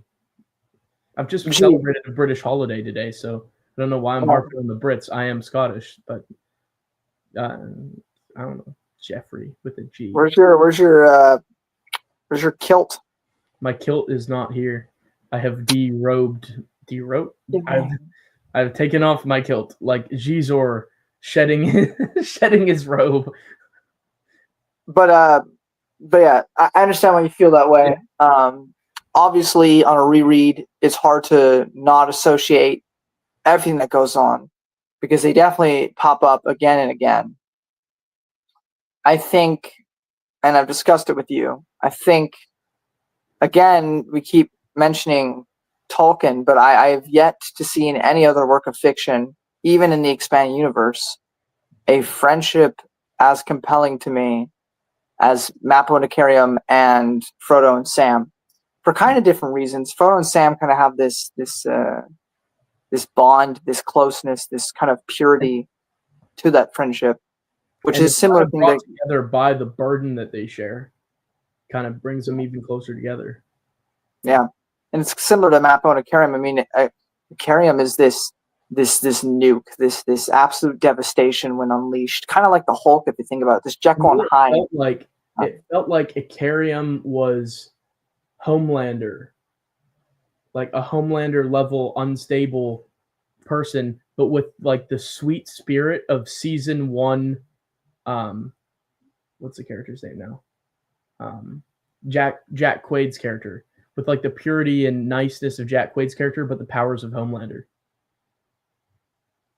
and the destructive nature of Homelander, but with like the heart of like a innocent boy. Yeah, you know? I see that, but it's interesting because Mappo was tasked with making sure that he never figures it out. Yeah. But for all the wrongs that Ikariam does, and Mappo thinks Ikariam's responsible for killing his entire people, and yet he's still with him. Yeah, and he's still his friend. Oh, that hits you. And it comes to the part though where he finally Ikariam realizes everything, and he's like, "All right, yeah, let me die," because like clearly I'm a problem, right? Like he's completely this. When push comes to shove, Ikariam was willing to end his life for the sake of other people. So clearly, in his heart of hearts, he's not this terrible monster. He just can't control himself when he gets into a rage. He literally becomes the Hulk. He has no control once that anger rises up. And Mappo, for better or worse, because again, it could be argued it was wrong to do so, he decides that his friendship to Ikariam is more important than the stakes. So he denies Ikariam's plea to let him die. And of course, we start back at square one, technically, except Mappo remembers everything. So he still has to deal with the fact that he lied to his friend as they go parallel wrong and continue on their way to do what they always do, which is to deny the inevitable. I said in my review that by the end of it, it's just back to square one. It's like the characters have evolved and developed so much, but they haven't. They're the exact same. Yeah. It's pretty crazy. But also what I think is amazing about Mappo, I guess, is developed, but for Ikariam, it's just reset. Yeah. But I think what's amazing about this series is another thing that Esmond and Erikson were very staunch about is because they are anthropologists and they have a big issue with historians and how they give so much weight to certain people. For example, if you go to, you were mentioning Britain earlier, how much so with World War II is Churchill given this sort of godlike devotion in terms of his contribution to the war effort? But was it just Churchill who saved the day, or was it numerous people that Churchill listened to and with his wisdom decided to accept their advice as the best course of action moving forward? How many of the people in the war, World War II, are unseen and unheard and actually helped majorly contribute, but will never be remembered? And so there's this thing where, sure, we have Coltane, we have the Chain of Dogs, and they will be remembered kind of for the worse, depending on who's writing the history. But then you also have Mappo and Ikariam. You have Ikariam who could literally probably, if he was in that battle with them and he was on Coltane's side, Coltane would still be alive. This conflict would be done. We have this super powerful character in the more annoyed at Ikariam for not being there. Well, why would he be there? No one invited him. But so you have the super powerful. I invited him to Subway. Thanks for asking. Well, I invited Mappo, so. Hey, we've just divided the best duos of all time. Me and you and Mappo and Ikariam. Why would we do that? Why would we mix and match like that? But so I wouldn't like to be with Ikariam. I'd rather chill with Mappo. So rude to Ikariam. I'd hang out with Ikariam. I just would make sure that whoever's making a sandwich doesn't piss him off. You just have to make sure his tusks are a little blunt if you anger him, because otherwise they'd be straight through you. I'll give him some weed. That won't calm him down. Are you sure? Give him the only thing that calmed him down was Mappo hitting him on the back of the head multiple times. Which also speaks crazy to Mappo's power that he could even knock him out. But again, you have the super powerful character kind of in the corner, and you go back to Janabakis. You have Animander Rake, who's also extremely powerful. Animander could take Ikariam, I think. I don't know. That would be interesting, but I don't know. They never really interact. That would be interesting. So, they don't interact. What if though? Interact. Nah, I don't think it's really a spoiler because it doesn't happen. On Animander. Cheering on Animander? Yeah. Oh, you still haven't even gotten to book 4 yet with Karsa Orlong. We'll get there, but Karsa. Okay, so I have a preconceived notion about Karsa. I'm sure Karsa is going to be my favorite character by the end, but I don't know if he will be. I don't like his name. I love his name. I love Karsa. I think it's a phenomenal name. It's like kind of lame. You're kind of lame. The Uno reverse card. But anyways, the chain of dogs. Ooh, we get to talk about the chain of dogs. Lastly. I wanted to say talk about the chain of dogs. No, I just want to say lastly, when I was talking to Brennan privately, he does do that sometimes. Yeah. So just occasionally, I don't really like to give this guy like any time of day. Kind of annoying. It's like responding to spam email in your Gmail folder. Yeah, especially because I have this annoying problem of not writing paragraphs of text. I just write like sentences and I spam. So you'll see like 30 messages. 3-minute voice message. Yeah. Yeah. I mean, it's easier than texting.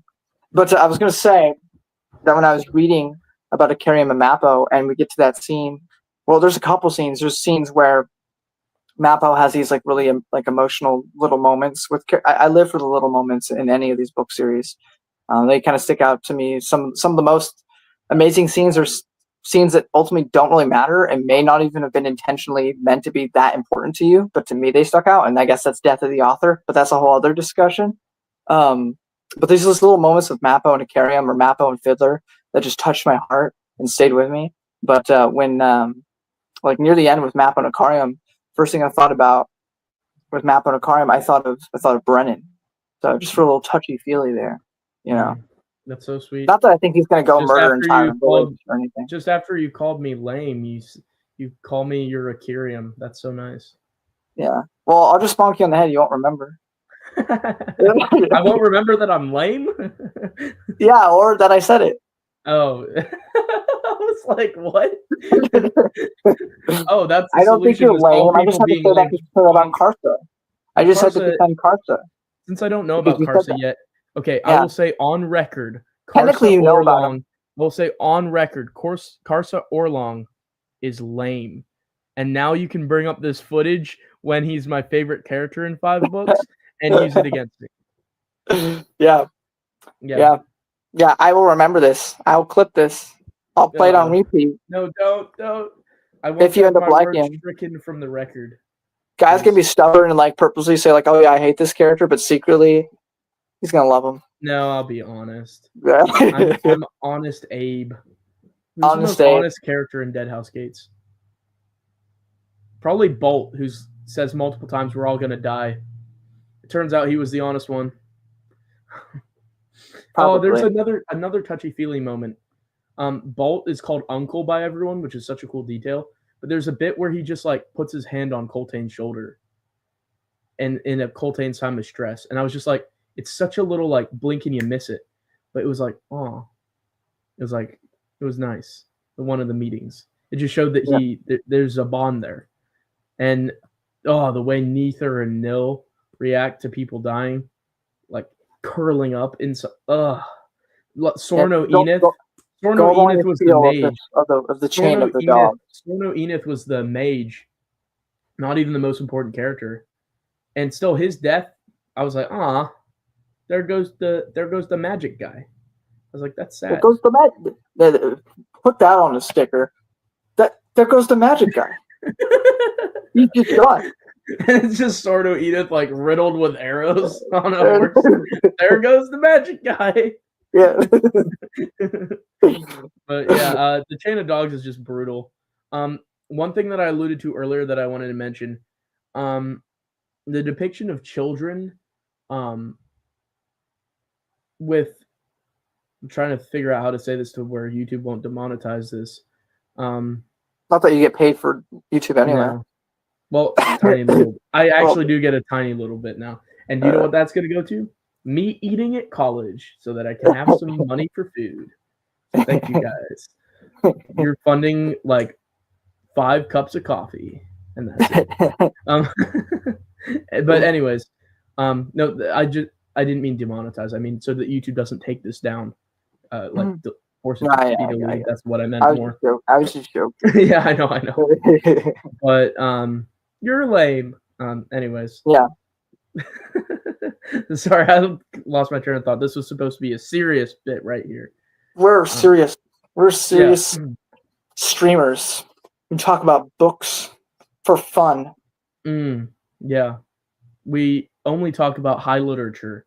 Yeah. There's no Star Wars books behind me. It's all the classic Jules Verne and Charles Dickens, which are actually fire books. Star Wars isn't high literature? Ask Slav.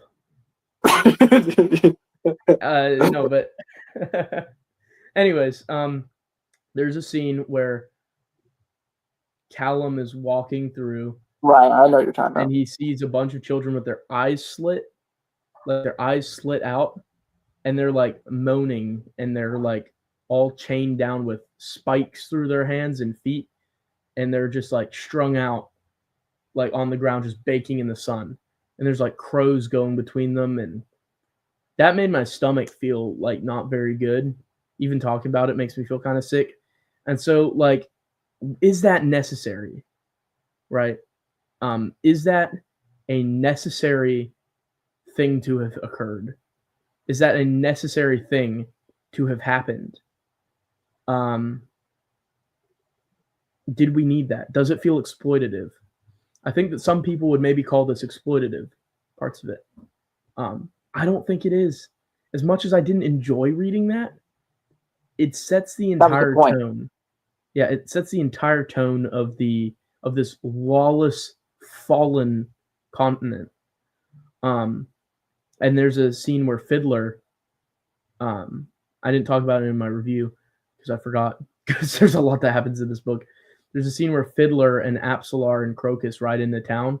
There's like a little girl or a little boy like running away from soldiers and hiding in the rubble and barefoot and soot all over them. And the people are trying to find where it is so that they can, we'll just say, do not nice things to it and then kill it. Yeah. And Fiddler leads them away, and then Crocus kills them. And I was thinking, what good did that do? They didn't take it with them, the child. They left that child there. They can't really take it with them. And sure, it's nice that they stopped that from happening, but that's just going to happen. That still happened to that child. There's no way that child escaped. It's still it's going to either starve or die, and it's just brutal. The book is absolutely brutal. Like, we're not understating this. This book is brutal at times. It's hard to read. Yeah, absolutely. At least if you have a heart, I mean. Not if you're a sociopath, I guess. So, yeah. Hey, the test. They should just say, read Deadhouse Gates. If you're affected, you have emotions. If not, you're a Vulcan. Yeah. Well, they got feelings too. Mr. Spock, if Spock read this book, he would be... Spock reading this book would be like... Spock would be like, And then Kirk would be like, what is happening, Mr. Spock? Do you enjoy that book? And Spock would be like, yes, Captain. It is perfectly lovely. You're a nerd. You read books. I would rather do anything else. I would rather be kissing a random alien or impregnating a random Native American on a random planet in season 3 of Star Trek in the weirdest and least well-aged episode of the original series of all time. That was a weird episode. Spock's brain's still pretty bad. That book is terrible. Or that episode is terrible. Oh my word. But anyway, so I was just thinking about that. Like, as they didn't take that child with them, I was like, that child's just gonna die. I was just like, it just hurts. And it happens to so many. Like, the elderly are just left behind on the chain of dogs. Some have been there for months and just get too weak. Can't walk anymore, just drop down. and they're going to be absolutely brutalized before they die. These aren't easy deaths, especially at the end, at the foot of Aaron's Hill, where that coward with no cojones, Pormquill, is just up there on his high horse, cowering like the sneveling little wizard weasel he is, and he's too like, we shouldn't let them in. What an I hate him. I hate, detest, and Speaking of despise him. hating, I hate him. He is awful. how's your thoughts on the little fat boy Malik Rel? I also hate him. But did he die or not? I can't remember. No, I don't think he died. he's not still dead. there. He is. He will I be a hate problem. that he's got like he's fat with like wispy hair. Like he's. I hate some of them. I wish that I will say, because he's not too important to the series. I mean, he is, but he isn't. That he is in the God is Not Willing, so he's around. So wait, he's in the sequel series? Oh no. He better die. He's a running antagonist. I hope he dies in the sequel, but we don't know yet. He better die. If he doesn't die, I will kill him myself. I will go and hack Steven Erikson's computer, and yes, the writing won't be great, but it'll just be like blood kept flowing and flowing and flowing, and they kept stabbing him. He kept saying, no, no, no, please. And they kept saying, this is for Aaron. Ba, ba, ba, ba, ba. You know? Yeah. I'll even I'm surprised you never mentioned at the end of that Chain of Dogs section when, I forget the soldier's name. You might have said him already. But Coltane's, suffering up on the cross. And so he pulls back his arrow and shoots him. Yeah. Squints to end his pain. Squints is like crying as he's about to do it. I think that is probably the moment for me in Chain of Dogs where I start tearing up. Did Squints go with them? Was Squints from Aaron, or was he one of the ones who went with them? Because injured soldiers did make it into Aaron. So some of the seventh did escape. I don't remember. So because it makes it more impactful if Coltane's the man who kept him alive for so long. But either way, the dude is shaking and crying as he's about to pull it. Oh. He also has to have that guilt for because he technically pulled the trigger on his life. I literally have chills right now just thinking about it. Like goosebumps, I guess. But like we have PTSD. Yeah, I feel like I lived all this. Like there was a comment I saw the other day that said, when my friends ask me what Malazan's about, 1,000-yard stare, and then it says you respond with 1,000-yard stare, and you're just like, a lot. This second book is something that I've noticed is, upon reflection, the more you think about it, as I went through the rest of the series, this book, whether it be because of new contexts as I read later entries, or just because I kept thinking about the story itself within two, it progressively just got better and better and better. It is a masterpiece. It is one of the best books Steven Erikson has written, and it's just a testament to... Isn't that just every book Steven Erikson's written?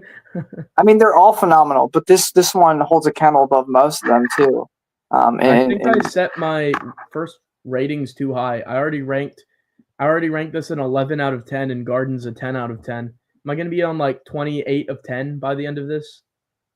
I maybe. I don't really do those sort of rating systems. I usually just do... I think it's easier for me. Alex likey, Alex dislikey system. I do. Does Alex throw book at wall, or does Alex talk really fast and excited the whole video? Oh, shut up! I do. I have. I hate you for being so accurate about that.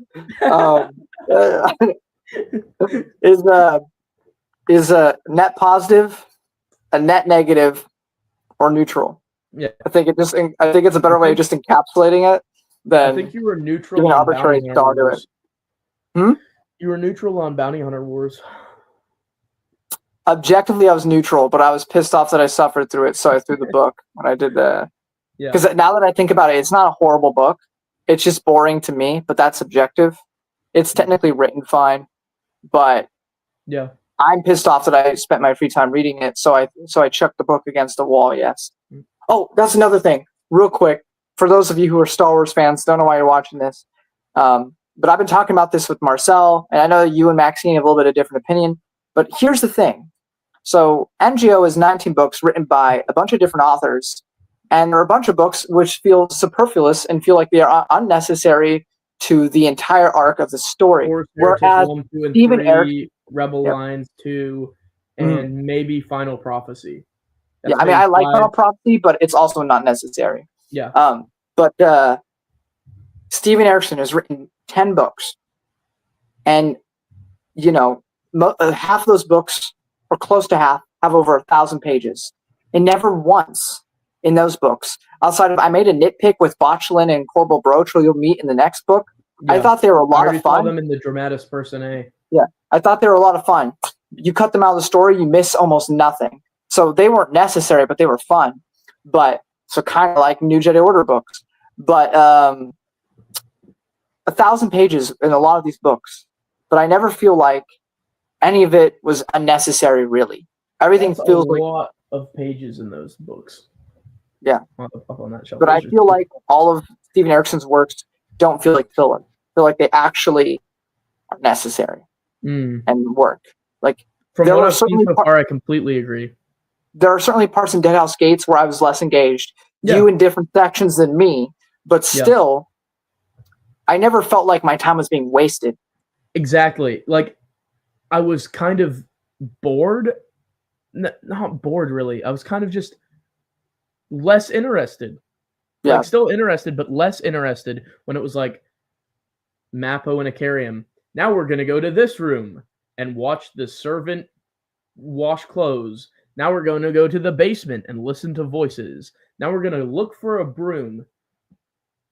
I was less interested. Like that, sure. There's a lot of a bit mundane compared to the rest of it. But was it still good? Absolutely. Their conversations are still engaging, right? Yeah. So and still intricate and detailed. So I never feel like I'm being led down a path that's for no reason. I always just like trust my boy Steven. That's part of the thing you gotta do with this series if you get into it, is if you feel like where's this going, don't know how I feel about it, just stick with it. Trust that Erikson will pay it off in the end. You gotta trust Erikson. Because he trusts you, he respects you, which is why he does an exposition dump and throw everything at you. Even though on a reread of Guardians of the Moon, there's a lot more exposition that you just miss because you're too overwhelmed to notice. But this plot is actually spelled out quite a bit more clearly if you just kind of know what's going on or kind of just are more familiar with the world. It's kind of like a lot more simple than it seems on the first read. But the thing with the reason people say it's like Dark Souls is because it doesn't really give you clear direction a lot of time. It kind of just tells you, go with the flow, accept what's going on, trust the author because he trusts you that you will get it by the end. And I absolutely did. If I didn't like it when I first started, I don't even remember what I thought when I first started, but I loved it. I was when hooked I finished right from the prologue in Mock's vein. Right. No, I was hooked. I'm so serious. I was hooked from the jump. I was immediately like, this is great. A soldier and a boy of noble status. A boy of noble status who wants to be a soldier. A soldier who doesn't want to be a soldier. Having a conversation. In a battle. At Mock's Vein. Awesome name. In like a tower with snow all around them. Cinema. It was amazing. Right off the jump. You know? Oh, speaking of which, I wanted to do a little thing here. I wanted to get the video up of the one guy, but my internet's being crappy right now. So I have a little quote for everyone from the book. The other big quote from the book. The unnamed soldier is a gift. The named soldier, dead, melted wax demands a response among the living. A response no one can make. Names are no comfort. They're a call to answer the unanswerable. Why did she die and not him? Why do the survivors remain anonymous as if cursed while the dead are revered? Why do we cling to what we lose while we ignore what we still hold? Name none of the fallen, for they stood in our place and stand there still in each moment of our lives. Let my death hold no glory, and let me die forgotten and unknown. Let it not be said that I was one among the dead, to accuse the living. The unnamed soldier speech, one of my favorites from the entire series. That's amazing. I think, One bit that actually in this book made me cry that I didn't think was going to make me cry, which I didn't cry during a lot of the stuff that I felt like crying during, but the bit where they find Duker's body up there, and they read the name, I immediately knew, oh, that's the name of the girl that he liked, the unnamed Marine girl. I was like, oh, that hit me. That hit me for some reason. It really hits different after this journey because truly, you feel like you spent years of your life with these people. So, like Corporal List getting decapitated, lunging for Lowell, who's already on the ground dead, still lunging for his friend, getting decapitated, that hurts. Bolt getting torn apart, limb from limb being hacked apart, that hurt. The stinking dogs getting slaughtered, that hurt too. The cattle dogs, everything about it. The just felt like it was kicking you down at that point. I mean, yeah, it felt like they'd curb stomped my head, and now they were curb stomping my chest, and I was still aware for it all. Like it felt like they'd ripped my heart out and were squeezing it. And yet it was rough. And Chened, I loved Chened. He was the son of a past fist, or something like that was his backstory. And he was the amicable captain who was just so nice and they don't even mention when he died. He just did. And like, I feel for him too, and all these characters. And when Coltane is finally still being just mocked. Oh, man. Like I said, I've said this before, there no other work outside of the Bible has affected me the way that Malazan has. So maybe you're right. Maybe I would put it above Tolkien because I think Tolkien, literacy-wise, is unmatched. But I don't think I feel as much. It's timeless, but I don't feel as connected. I love those characters; they're iconic. But already, I feel more connected to Fiddler than Legolas. Is that a crazy thing to say? I guess. I feel more connected to Fiddler in 2 books than I do to anybody in the Star Wars Expanded Universe in 2 books. I don't know if I'd go that far because I love Quinlan and Jason. I love Quinlan and Jason. Jason, I spent half of my YouTube career defending Jason. I still would argue that with these 10 books, I care more about these characters who probably get less screen time overall. Yeah, than all of the people in the EU. I would say that I already care about Mallet more than some characters who are main characters in Lord of the Rings. And Mallet's like a 5th level character. I don't know about that. I think I will too, but I would agree with the main bunch of people. Yeah, probably. But Mallet's just a nice guy. He's just a nice guy. So is Frodo. Frodo's He's a nice guy. Yeah, I guess so. Samwise is the best friend you could ever wish to have. Oh my gosh. And no, the best casting of all time actually might be what's his name? Sean Astin. Sean Astin as Samwise. It feels just like the Samwise I pictured in the book. And oh my goodness, you feel his pain. I'm coming with you. Yeah, I know. I may not be able to carry it, but I can carry you. Ugh. Cinema. But I had one more comment. I think Truth and Gessler and Stormy, who are super underrated characters, I already feel so emotionally connected to them by the way that they protect Truth. So when they find Duker's body, they're both rattled by it. Napo can see that they are like misty-eyed about it. That's just someone they met like 2 days. They spent 2 days with him, and they found the body, and they tell Truth, the young one, they say that they didn't find the body. And it tells you how much they cared about Duker in only 2 days, that they searched every body. They searched the entire 10,000 bodies to the last tree, looking to make sure he wasn't there. And on the last tree, Stormy and Gessler find he's there. and they don't tell truth. They protect truth. They say he probably made it out. And that's the conclusion that they lead him to. So you can tell how they care about each other. Stormy seems like there's a lot more going to him than meets the eye. He seems like could actually be maybe a powerful character. Gessler, you'll see more of them. Gessler seems like he's just Whiskey Jack, but now he's got powers. I mean, Coltane punched him and got his fist broke. That was such a good scene. That was a laugh out loud funny scene when he's just calling them all ugly, like, and saying he's glad he doesn't have Bolt's face. And everyone's like, whoa, this guy's about to get disemboweled by Coltane. Coltane just laughed. He was really underrated in this series too. Amazing. I think the humor is amazing. I was laughing out loud to myself like a maniac. It's incredible.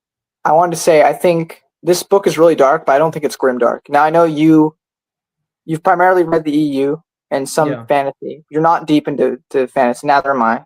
A lot of fantasy series I've read were children's fantasy book series, like Land of Stories or Wings of Fire, and I did read Tolkien. Yeah, because there's a subgenre called grimdark where it's like very dark, very realistic, very morally gray characters. And called Skullduggery Pleasant that my cousin's a big fan. There's the First Law trilogy by Joe Abercrombie, stuff like that, or Game of Thrones would be considered grimdark too. I don't think, and many Malazan fans will tell you this as well, I don't think Malazan is grimdark. Yes, many dark, very bad. You mentioned, I mean, the whole chain of dark arc. Just for being dark. It's not just like grimdark to me feels like dark for the sake of dark. Malazan feels purposed. It doesn't seem dark for the sake of dark. Well, there's still hope within it. There's still hope even amongst the darkness. Specific characters have more hope than others. Crocus seemed like he had a lot of hope in book 1 when a lot of others were cynical. Maybe it's because he was naive and young. Truth seems like he has a lot of hope. I don't know what book it is, but I think there's a specific conversation, but I don't remember who, because there's so many philosophical conversations between different characters. It all blends together. But there are 2 characters who talk about, and this isn't a spoiler because I'm not telling you who or when it happens or what context, but it's just a conversation about, the youth and naivete and kind of the benefits of that, but also like negatives. But why when you're young you may view things in a certain light as opposed to when you're older you may not, because you've been, the innocence of youth is the lack of hurt that you've had to go through, as opposed to someone who's experienced so much pain that they can no longer be as real. Hopeful. These books are so real. Yeah. They just feel That's real. another thing. I hear arguments sometimes from people that say that Steven Erikson's great with plot, but that he's really bad with characterization. Are you kidding? I say to characters are the best part. What book are you reading? Like there are certainly other, like if you look at like Matthew Stover in the EU, for example, he's very purple with his prose. He goes very, will go out of his way to like emotion, and that's great. But what Steven Erikson does is he kind of treats it like a film, in a sense of, like you even said, like with Stormy and Gessler, they don't explicitly tell you what they're feeling, but through their actions in the scene, you can infer that they care intimately about. And they don't want to share it with someone they care about. Steven Erikson doesn't have to spell it out for you. No. It's inferred in the text. Exactly. But that's what that is. It's intelligent writing. It's very intelligent writing. Yeah, it really is. It's but I mean, we could talk about this book forever. The epilogue is where crows descend on a woman. That sounded really bad, the way I said it. Oh, it's so great. Some crows descend on a woman. Yeah, I started pecking her eyes out, like I said, with the beak. Like Alex is going to do when he gets a beak. I'm glad you're not a Fosh, the same species as Verdure. Yeah, and I do the like mind thing from Nemo, I would just say that, so not only am I pecking your eyes out, I'm annoying you while I'm doing it. You're annoying me anyways. No, I'm just kidding. Valid response. You're like the birds in Alfred Hitchcock, the birds. Pecking eyes out. Have you seen that movie? If not, we're going to have to see it. Yeah, of course. Classic. Have you seen Vertigo? Yes. Have you seen Charade? No. You've got me there. All right, we're seeing Charade. All right, we're watching Charade later. Yep. Okay, Charade. Yep. we're gonna do a movie review of Charade together. I just think it's Okay. that good. Okay. It's a Hitchcock movie. Okay. It's kind of Yeah. like imagine Vertigo, but like twisty. Twisty. Does that make sense? Okay. Okay. I guess we'll see. Why are we talking about Charade during a Deadhouse Gate stream? I don't know why I talked about Subway and Gardens of the Moon. And then we When we're talked on about it stream for the together. rest. We're going to talk about that for the rest of the series. Okay, now, we're going to go through each character here. Okay, this is just a spot of the spur of the moment great idea. I did want to go has through anybody the else commented anything? with you. There are some more comments. We'll get to. Okay, we'll do that first. Yeah. Okay. Don't want to ignore our people watching. Brennan, what's your opinion on Cloak of Deception? Since Matt Wilkins says James Luceno worst book, what are your thoughts? It is Luceno's worst book. I'll say that. Okay, what do you think Luceno's worst book is? Do not say NJO Agents of Chaos. I am gonna say Agents of Chaos. Yeah. This guy. It's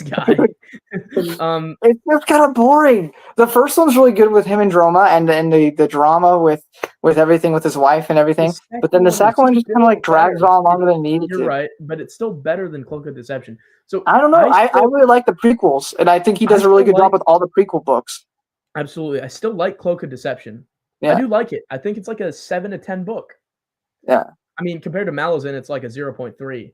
But yeah, Cloak of Deception. Oh yeah, all the people glazing James Luceno in our discords and like, oh, you sweet summer child. Even in Malazan, James Luceno's an amateur by comparison. Like and you think about him like it's ruined me. Yeah. Now I think James S.A. Corey, who I used to love their book, and I'd like to read more of their books actually. But James S.A. Corey, who wrote the Expanse books, right? Yeah, and Honor Among Thieves. And now I just think about them like, they're not even like a chef. They're not I don't even think Frank Herbert's close. They're not even like a they're not like a cashier at a restaurant. They're like they're not even McDonald's. They're the guy sitting outside on the street. Like it's just. It's even lower, in my opinion, of Frank Herbert's Dune. I wouldn't go that far. Dune is a masterpiece, and Dune Messiah. I only read half of it, and I need to go back and read it. But from what I was reading, I thought that was a masterpiece as well. I mean, I love Dune, but not as much as Malazan. So, yeah, Dune is great. You guys are making me curious for these. I'm putting them in my e-reader. That's great. Is that just be prepared for it to be very dark. Well, to be fair, I did that for Gardens of the Moon before buying them all. I wanted to buy them on physical. I wasn't going to buy them all on ebook and then buy them on physical. So, well, actually, technically, it wasn't because it was an online library and I rented them. So, actually, I take it back. Okay, you did pay for it. Yeah. I paid for all my books that I don't own. My school has my school had access to a library, and one of the last books I pulled out on that online library was Gardens, which it would let me have access to it for like 2 months, and then I couldn't have it anymore. I don't know what system it is. It's called it's connected to Internet Archive, is what it is. So but then I just went out and bought them all, and they're really good. Also, I would love to see if I have seen Berserk. I watched the 90s animated anime. I haven't read the manga, but I've seen the 90s anime. It got nothing on Malazan. I was about to say it's good. I like it, but I'm not a big anime fan. I'm only watching Malazan. You can handle anything. Hello to Kareem Sanogo. I see you. But yeah, I mean, literature. There better be some Brennan, if you ever wanted to get into anime or manga, then I don't really want to. Yeah, but I'm just saying, if you ever were curious, Berserk would be the one I'd say. If I was gonna do one, I'd do Clash of the Titans or Attack on Titan. Attack on Titan. Sorry, I've seen Clash of the Titans as well, which is the movie, and that one's good. Because it's in Germany, isn't it? What are you inferring? I'm not even German. Is it in German? I don't know. Is it actually in Germany? Yeah, it's set in Germany. Wait, so I just said I wanted to do the only anime that's not set in Asia. Yeah. Is that what I did? Okay, I sound like a horrible person. My bad. I didn't know. But people love Attack on Titan. They're good. Okay, well, okay. That's good. Reputation restored. You collect high literature? Yeah. Now, I do think some of the Star Wars is for sure. Good. No, I love the EU. I love the EU more than I love Star Wars, the movies. The EU has over Malazan is, well, first of all, content. There's a lot more content. and it has a lot longer history, I would say. Yeah. Now the Carquinez trilogy does exist, but it's more involved in the history throughout. Yeah. I Well, would because you say, have and multiple the authors. continuity, I would say, is more impressive because there's multiple authors, and that's just Exactly. because the only reason is because Steven Erikson and Ian C. Esselmont are only 2 people. If there Yeah. was like 5 more people who wrote for Malazan, then maybe they would have a chance to have a better continuity. But Yeah. so House of Night is high literature. We'll check it out at some point, probably. There's my favorite nickname from my friend group. Mentioned Disc Golf Arkansas. I think I just They did. said goof by accident. This goof Arkansas. Yeah. I'm not wearing my kilt anymore, Ryder. Kilt. I'm not sure if it's Ryder or Landon. Maybe Ryder. I'm not sure. That's one of my buddies. So shout out to our disc golf channel. Oh, thank you. That's so sweet. He glazed me. He glazed me on Discord too. So narration. Yeah, I mean he's right. House of Night changed my life forever. Okay, well, is that a book? Put on the bucket list. Absolutely. Up next is Wheel of Time for me once I finish Path to for me scene. After Malazan is Book of the Long Sun. That's what I want to read next. I can't. I needed a break. There's no freaking way. That one's even harder, dude. Like there are people talking about. Though. I tried to watch non-spoiler reviews. I have no idea what they're talking about. I still can't even understand it. It makes no sense. It's crazy. I'll get to it, but I can't read that without you. So I guess you'll have to do a reread with me. To wait until I get through all of Malazan. Yeah, so we'll have to do a reverse where I now know everything and you know nothing. But with the Book of the New Sun, you'll know everything and I'll know nothing. Okay. So you can guide me through it. Help me. Sounds good. Which of the 2 is Frodo and which of the 2 is Sam? Frodo is Icarium and Sam is Mappo. But if you're talking about me and Alex, then he is Sam and I'm Frodo. Oh, that's so nice of you. But you can be Sam too. You're a good friend. You'll have my back. Yeah, but doesn't Frodo also have Sam's back? At times, not always. Most of the time. And then freaking Gollum, like he just like wait. I wonder how Gollum would sound if he invited someone to a Subway. I wonder what that would sound like. I thought fish is meat, but I've never had sandwich before. Is it juicy? Is it scrumptious? Isn't that his next line? That's from The Hobbit, I think. Yeah, from the Unexpected Journey. The film, yeah. Labyrinth of Evil is high literature. I don't even think Labyrinth of Evil is a top 50 Star Wars. I mean, all of James's prequel books are the best of the prequel era. But no, I'm telling you, the prequel era is MedStar. In my opinion. I don't think it's the best of the prequel era. I definitely think. Also, Mall Lockdown's amazing. I love that book. Well, that one's fun. I wouldn't say it's like high literature though. Mall's it's mostly are actually quite deep in that book. Mall Lockdown's more of just Mall being cool for 300 pages, but yeah.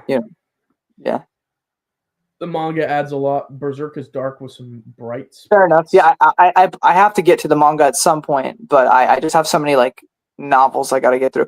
The great thing about the manga is that I could actually have a visualization for the action and give a damn, because that's one of the hardest things with me with literature fiction is getting into action scenes, because it's hard for me to visualize because I'm a small brain loser. But when I get those pretty visuals, I'm like, this guy. He can't read a sword fight. I see. I'm like, it's just words on the page for me. But then you give me that cutscene from or the trailer for Skull of the Old Republic with Malgus. What about the march in the start of this book? The march at the beginning. Oh, I can visualize that. It's just that's action. I know, but it's something about like specifically like when I know it's fighting. Invested in the act. I don't know if it's even that, because like there's a bunch of fight scenes in Star Wars that I are emotionally invested in terms of like, are the characters going to make it out? But I don't. Or Corrin's fight against Shadeo Shea was visual to me. Like I don't know how to explain it. Like I see the words on the page. I can't do X-wing star fights. Me neither. I can't do those at all. No, so it's like it's weird. I can understand what's happening. I can understand that Corrin is walking to this place or he's dodging this attack, but I can't see Corrin doing it. I'm just like I'm reading a report back Korn's been in a battle. I'm like at headquarters reading what he wrote down about what he did, if that makes sense. I'm not visualizing it though in my head as if it's happening Some of right. those visuals might break you. This man has clearly not walked the chain of dogs and seen Coltane strung up on I'm a telling you, if I cross can survive Malazan, I can survive Berserk. after the eclipse. That sounds cool. Maybe I'll check it out someday. I mean, I have some idea. Like I said, I watched the 90s anime, but obviously it doesn't have everything. Fellison's violation was awful in this book. I'm glad I didn't visualize that too well. I mean, he never goes into specific detail, which is good. I've also appreciated that. Why would you want to imagine that? I wouldn't. Well, no, I'm saying I'm glad I didn't. Oh, okay. I thought you said. Unfortunately, I couldn't visualize. No, I meant fortunately. No, but also what's great about Erikson is he didn't, despite the subject matter, he doesn't actually give you a lot of detail on what's happening. He gives you enough to be like, oh yeah, I get it, but he's not exploitative, but it's enough to feel gross. It's enough to make you feel like I need a shower. Yeah, but not enough to be like, oh man, he's like really like unnecessarily like explaining it. Like you don't need to like. Yeah, I get what you're saying. You don't need a writer writing this. You don't want to feel like the writer's enjoying writing something that bad so much. Yeah, you don't get that sense. You don't feel like Erikson's a good guy. Well, whereas I feel like when I'm reading some of those later Doom books, I feel this weird sort of fetish energy come on when he's talking about the honored mantra, and I'm like, I felt that way during Dark Nest. That's why I like the book so much. Denning be Denning. Should ask him about that at Legends Con too. No. Dramatis personae. We are going to rank the characters on a would you take to Subway scale. And this is going to apply for all the characters. Okay. Icarium, would you take him to Subway? I would. I would. Okay. Just make sure he's not angry. Mappo. Yeah, he's a bro. I would as well. Iskerl Pust. For me, no. I knew you were going to say yes. I'd have him make the order so he could piss off everybody in the front. And I just want to see it. I'd be like, ooh, he'd all be like hunched over and like maniacal. Yeah, I love that. How about Relanderus? I don't even remember that character. So I don't remember who this is, and I just read this. The White Jackal, a diver. Don't remember that one either. Is he who killed Baldin? If so, then no, I will not. No, murderer. Mesrem, a Solitakan. That was the bear that was good friends with Mappo. The shape-shifting Solitakan who was like the bear. Do you remember the character? Kind of. He was like a buddy of Mappo, and he dies. And Mappo mourns. Sure, I mean, if it's his last meal, Mappo, then he's chill with me. And if it's his last meal, I mean, gotta be respectful of it. So I'd take him to Subway, but I think people would give me looks if I was taking a giant bear into a Subway. Probably. But so would Mappo. Mappo's like bigger than a human. Yeah. Icarium's huge. What about Grylan? Oh, Grylan's the diver who killed. So all divers, I say no Subway. We're racist on divers, unfortunately. Yeah. I don't like divers, actually. Solitakan are kind of cool. I didn't really understand what divers are. They're like lots I thought it was Soul Taken. I don't know. I thought it was Soul Taken, but I think I'm wrong. It might be Soul Taken. I don't know. I've never heard an official term for that. Yeah, Solitakan. The name reminded me of Cern Piddle from Vector Prime. Oh yeah. For some reason. Fellison, would you take her to Subway? She deserves a lot more than Subway. I would take her to Subway. Be like, take all the food you want. I'll pay for everything. Like, I would not take her to Subway. I'm so sorry. She'd probably try to kill me afterwards with a dagger. No, not if she's well fed. She would definitely still try to kill you. No. Fellison's a good. No, I'll take her to Subway. Simp. No, I'll get her the cookies. She's fine. I'm not gonna do anything. I'm just gonna give her food. We'll talk for a bit. I'll leave. That's it. Friendship. Heberic Light Touch. I would definitely take him to Subway. How's he gonna eat? His invisible hands can do stuff. Right. He figured it out. Right. Okay. I'll go with the Boric. Bowden. Or Bawden. I would take him to Subway. Thugs gotta eat. Do I know what happened to Fellison, or do I not? I don't know if I could look him in the face knowing what he did to a 14-year-old girl. But he's I'm not just saying. Bennett, though. He saves her. Does that make up for it? He saved But her do I know that though? times. Do I know that though? It's like a person just Well, taking if the you know subway. one, you know the others. If Okay. you know one thing, do you know the rest? I would take him the subway. I guess I'll take him to Subway, but I'm eating my food quick. Yeah, I might lose my lunch if I think too hard. Yeah. Fiddler. I would take him to Subway all the time. Yeah. Subway, my home, wherever you want. Fiddler. Home? I mean, I guess I would too. That's kind of valid though.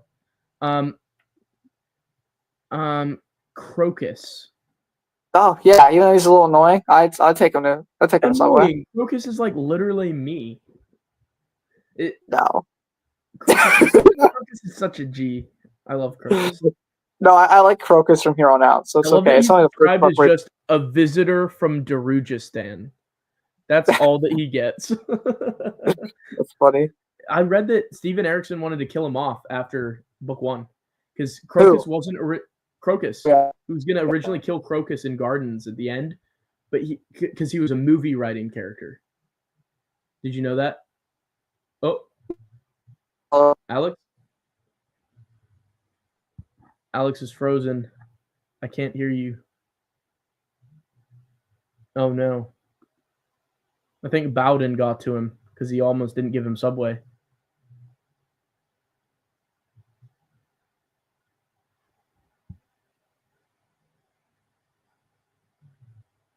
Maybe if we remove him and add him again, he'll come back. Okay, we'll wait. I'll go through the rest of the comments while we wait for him to make it back.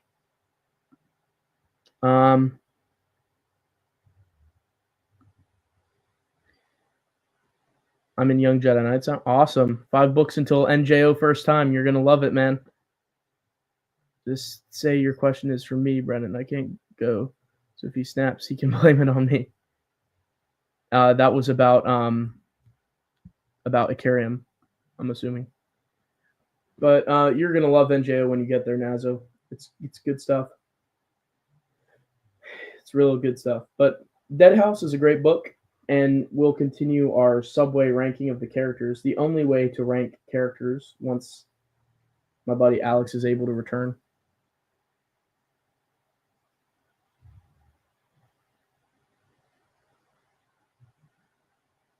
So we shall wait. But yeah, Deadhouse is a great book. It's absolutely fantastic. Oh, there he is. The man, the myth. He's back. Sorry, my internet's exploding, so. You're good. It's okay. We're at a running joke at this point anyway, so. Yeah. Crocus. Yeah. He wasn't an RPG character. He wasn't a book character originally. They wrote him in for the script because they thought they needed a main character for the book. That's crazy to me. Perrin's not the main character? They needed a main character for the movie. Sorry. So the movie script would have had Crocus as the main character. I find that really interesting. So that's why he was written. And then he almost killed him off at the end of the first book. Glad they did not. I'm glad. I like him. I like him from book 2 onward. Oh, I stopped being a hater. Crocus, we can take the Subway. Apsalar. Yeah. I'd take her to Subway. I'd be worried she might try to kill me, but. No, she's not possessed anymore. But is she? They play that. They play that card several times. They're like, "Oh, is she actually?" A few times. Callum. I think Callum. Oh, Caleb. Yeah, absolutely. He's getting all the Subway he wants. Yeah. Exactly. Duker. Yeah. He's a historian. I'd listen to him talk for hours. I wouldn't give him any food. I just want to listen to him. That's rude. He's gonna give you all these stories. You're not gonna feed him? Only food after you tell me your story, sir. He's gonna starve to death. Mr. Historian. Yeah, he's just talking until he dies. I think he could. That's one way to go. Culp. I would definitely take Culp for some food. Same. Little Gandalf looking dude. Malik Rel. No. I would kill him. I'd run him over with my car. Facts. Sawark, who was the commander of the guard in the Atatarol mining camp. He was an awful guy who took advantage of Fellison alongside Bennett. Yeah, no, he can. I will He can not also, take him Subway. he can take a 12 gauge. Oh, to the head? And I was thinking more of the private part, but yeah, the head too. Pella, who was a soldier stationed at Skullcap, who was kind to Fellison, never took advantage of her, was kind, and he was sent there by Culp and Duker to help Bawden and Heberick and Fellison escape. I'll give him a sandwich. Sure. I'd give him maybe a packet of crisps or chips. Yeah, you know. Yeah, you got to say it the other way. You say, "Oh, weird." What? You just say crisp instead of chips. Yeah, I accidentally the Scottish came out. Whoops. Yeah. It's like okay. it's like my American side is Smeagol and my Scottish side is Gollum. It's just right there on the fringes. Pormquill. No. He ain't getting no Subway. No, He's not getting anything. He can get a dynamite stuck up his butt. Nice. Like the end of a comedy movie. Yeah. Blistig It'll be was the bloodier, though, than a commander comedy of the movie. guard. Blistig was the commander of the Air and Guard. I'd take him to Subway. I'll take him to Subway. Actually listen to Duker, you know. Topper. I'd take him to Subway. I don't know if I'd stay to eat and chat. I would take him to Subway too. Yeah. But I don't know if I'd sit and eat at a table. I might quietly leave while he goes to the bathroom. I don't think you could leave. He's a claw. He's gonna find you. True. They're like, hey, we didn't pay for our meal yet. Why'd you leave? His green I thought we were gonna have a conversation. That distinctive green cloak just makes him seem so cool, though. And all the fan art. You know, I love Subway, Alex. Their logo is green. I love green. You know why I love money, Alex? That's so true, though.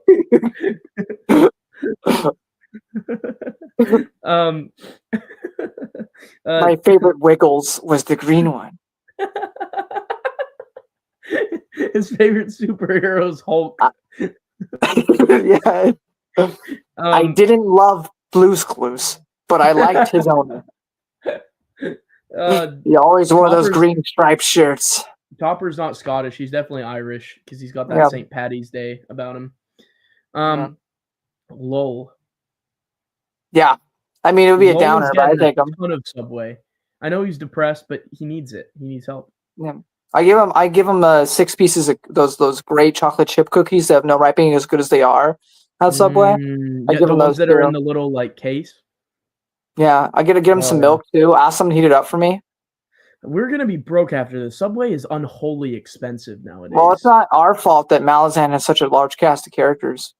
That's true. Steven Erikson's making us bankrupt. Broke. Yeah. Chened, who was the captain in the 7th, who was the son of a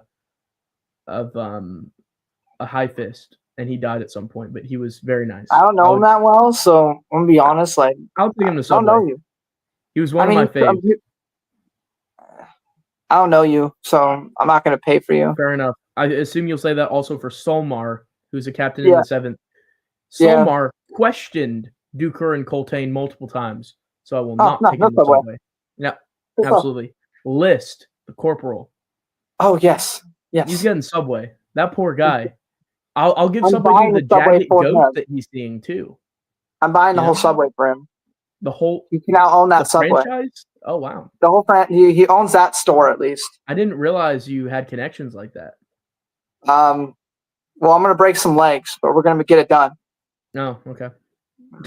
Okay. He deserves it. Okay. Mincer Cuddle. Mincer and Cuttle. They're both sappers. They can feed themselves. They're best buds, right? Exactly. So I'm not taking the Subway. Yeah, I don't need it. Gessler. I'm taking Gessler to Subway. Yeah, Gessler and Stormy. They can both Subway as well. Truth. I will take Truth to Subway too. I'll take Truth to Subway as well, yeah. No problem. Also, I can't believe that Coltane didn't survive the chain of dogs, but that random cattle dog and the random rat dog survived the chain of dogs. At least someone did. I'm starting to think the chain of dogs is biased towards dogs. I don't know. Maybe it's in the name or something. Yeah. You think? Squint, the bowman. Yeah. I feel like he needs a place to cry after what he went to. I'm taking a subway, I'll give him the food, we'll go back in my car and he can cry it out in my arms. It's not gay, it's just good friendship. Yeah. Wait, who were you talking about? Oh, you're talking about Squint. I forgot. I was just like, that is so valid, and I forgot who you're talking about. Pearl. Heck no. Pearl's not getting no subway. Yeah, I mean, if he comes in, I won't leave. But Pearl is also Selk Elin, the Traveler of the Seas. What about Lestar Yill?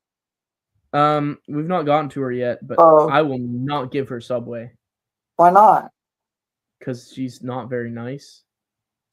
That's fair. She was honestly the most boring part of the book. Yeah. And she was decent. I'll sit with her. I'm not paying for her. I'll leave it at that. Is that just because she's a girl that you'd go to Subway with her? No. Okay, be honest. If Lostara Yill was a man, would you go to Subway with them if they were the exact same character? Yeah, I'm just not paying for them. Why would you even take them? I'm not going to Subway with Lostara Yill. I know things that you do. Oh, I thought Lostara died. No. Oh, I said she died in the review. Yeah, that was another mistake, but it's okay. I thought that was inferred when Apt leaves the. I probably ruined that for you. That's my bad. Okay, when Pearl leaves, it seems like she's dead. If you're right that it was inferred, it was probably inferred, but it was never. Well, if they don't explicitly state it, it didn't happen. Okay. Well, it doesn't seem like that big a plot point, so I can ignore. What about Captain Keneb, the refugee, and Selv, Keneb's wife, Manala, Selv's sister, and their sons Kessin and Vineb? They're all getting Subway. I'm gonna be broke. Oh, they're all getting Subway? Yeah. Maybe not. I'll be honest. I didn't think Captain Keneb's wife was that good. Selv? I thought she's boring. She's incredibly boring. Manala is dope. But for Keneb, I pay for her. But if it's just her, then no. If they're coming together as like a family, sure. Yeah. As a family unit. Out of respect. Yeah, absolutely. But mostly I just like Keneb and Manala. That's fair. Kind of reminds me of Mala. This is actually a good way to get to know which characters we like in the book. Yeah. Ironically. Let's see. Bent and Roach. Bent is the Wiccan cattle dog leader, and Roach was the Hengese rat dog, lapdog, that Bolt kept trying to kill with a spear because it was yapping annoyingly. And the two survived the battle, and now Truth's taking care of them. No, because I don't think somebody left me bring dogs in or bears. I love dogs, but I don't think I'm taking them to Subway. Maybe I don't think they can even eat Subway. Maybe like a McDonald's and they can have some fries, but I'm not paying Subway for it. Potatoes isn't good for them. Potatoes aren't? That's all I've been feeding my dog for 8 years. No.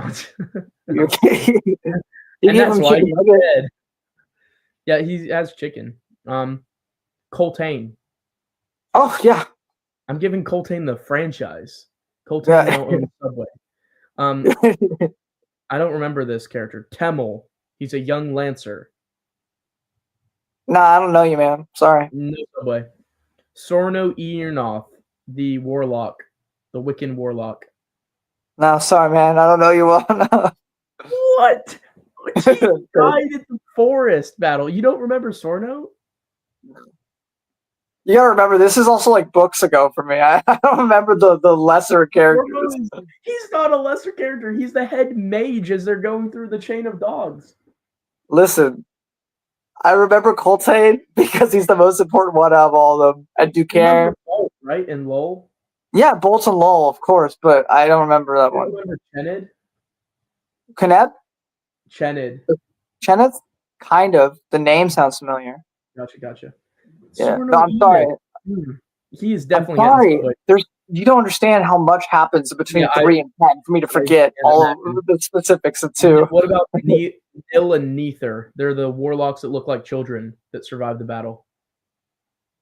I don't want to be seen as a creep. You know, that's the thing. Like, but they're actually ancient. It's like the anime. Yeah, but like, they're thousands of years old. But actually, that is a terrible argument for it. I guess I'm not taking them the subway now. Well, you haven't spoken to anime fans.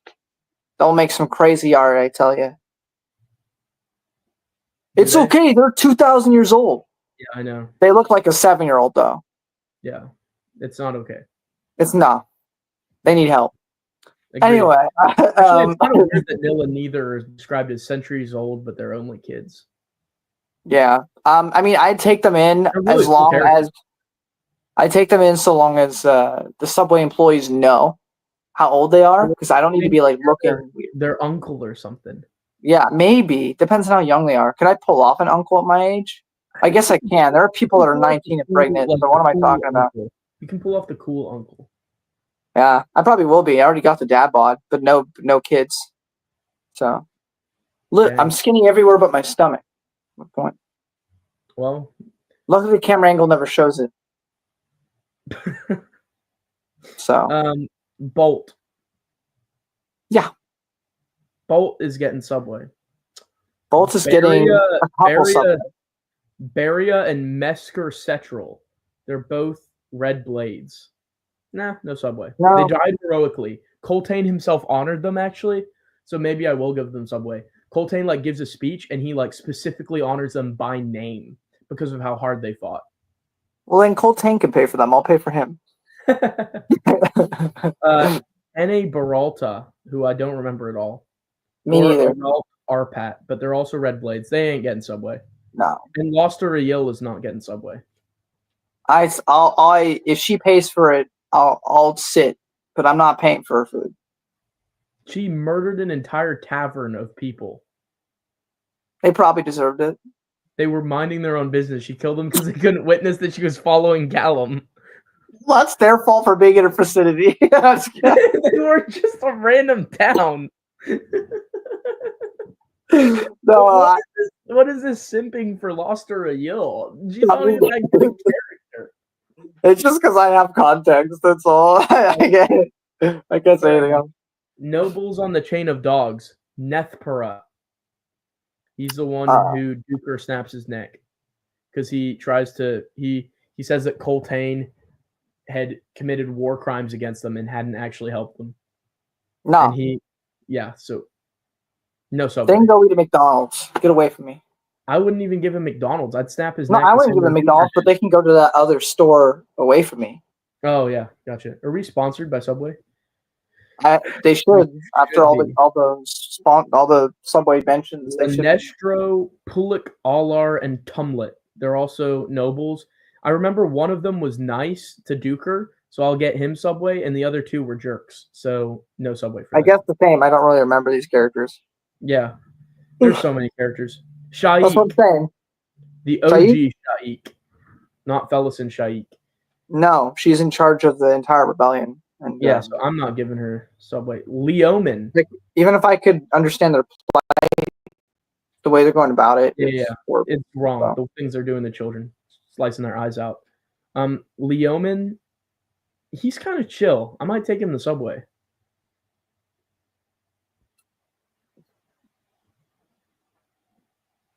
I guess so. I have a lot of thoughts on Leoman. The Tablakai, the warrior Tablakai. Tablakai. Of course I will. You'll take him to Subway? I think I will. Of course. Because of who he is. That's right. That was my theory. Yeah. That's the important character. That is Karsa Orlong. It is? Okay. No, you're right. You're right about that assumption. Yeah. Because I was like, this is the only character who's not been named. Yeah. So you'll get his origin up to this book. Isn't Midnight Tides going to be about him? Midnight Tides. House of Chains. Isn't Midnight Tides going to feature him as well? No. No. Okay. Not at all. No, okay. but House of Chains, book 1. There's 4 books in each. Will begin with his origin up until this book. Explain things from his perspective, and then the book will continue on from the end of this book because, of course, 3 is happening at the same time. 4 is the first book to actually take place after the first 3, chronologically speaking. So, How about Febril, Lorik, and Bidithal? They're the three mages that are advising Felison. I'm not giving them Subway. One of them took advantage of someone, and Felison realized it. So Yeah, no. What about They can get a knife to the private area. That's about it. Well, only one of them, so the other two probably don't deserve that. Oh, but they're like friends with him, right? Yeah, but so's Felison's Guilt by friends with him too. association. Yeah, but Felson didn't know. I bet they did know. I don't trust them. Okay. I don't know. Corporal Adam, the Renegade Fist. Corporal Adam? He ain't getting No. Subway from me. He killed Coltane. No. Yeah, Well, Chemist Relo, who's the mage with the Odin army, he also helped to kill Coltane. So he ain't getting no Subway. basically anyone that's gone against Coltane's not getting Subway from me. I totally agree. And some of them, like if they came in of their own accord, I wouldn't like. I would leave. I would, yeah. Well, it depends on the person. Like some of the ones we've talked about, I don't like, but they can eat in the corner. Just don't come talk to me. But then people like the ones you're mentioning, like I'll throw hands. Mebra, a spy, the one who gave Callum the book that he gives to Shaik. I'm not giving him Subway because he separated Callum and Fiddler. He separated the goated duo. Yeah, because he doesn't get Subway either. Shan, Gear, Blind. These are the Hounds of Shadow, and Baron, Rude. Those are Hounds of Shadow. I'm not giving them I don't Subway. think they need to eat. They're huge. They would. Yeah, I don't think they're like alive. Oh yeah, that too. They're like supernatural. So I don't think they need food. Ghost demon dogs. What about Moby, the familiar, the little monkey guy who used to belong to? What was the name of Crocus's uncle? Mammoth. Mammoth. Yeah. Mammoth. It was Mammoth's pet. I'm not giving it Subway, to be honest. I'm not bringing dogs into Subway. I'm not bringing a monkey into Subway. The only monkey you're bringing into Subway is me. Oh, I was going to say myself, but yeah. I think I'm more monkey-like with the hair, you know? I don't know. I don't think monkeys got the locks that you got pulling. Yeah, really? Plus, I'm the one that does the hand motions and videos, right? As you so aptly pointed out. I thought I was exuding monkey energy. You're crushing my hopes and dreams. I'm sorry. If you want to be a monkey, man. That's an ape. Listen. I don't make the rules. I just enforce them. You sound like a middle child. I wouldn't know. I'm the oldest. Yeah, me neither. I'm the oldest. We get special privileges, don't we? Oh, but also you're burdened with responsibility. Yeah. Also, Alex, sorry. I know we would have beat you if you were watching TV and playing with your toys, wasting our electricity. But when your younger sibling does it, well, we're old now, so we can't parent them the same way we parented you. Yeah. Listen. Okay. I'll take the brunt of it. Does not. Different eras, I guess. Double we were at the end of the era of parenting. Actually parenting, yeah. Now it's just like, oh no, have a cookie, just please stop yelling at me. Did we just do a controversy? I hope not. You know what's controversial? The freaking parents that put the freaking little leashes on their kids. That's awful. I hate that. Just be a good parent. How much do you have to suck to put a freaking leash on your kid? Like they're Hounds of Shadow. Right? Yeah, I mean, come on. Silly. The last ones we have is Benneth.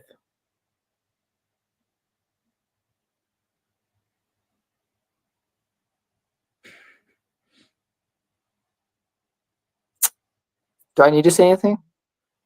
I'm taking him to Subway. No, I'm not.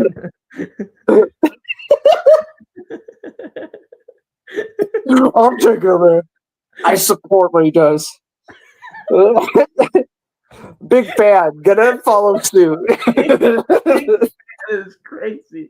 No, I'm killing Bennett. What a jerk. I'm gonna make him be one of the Subway sandwiches.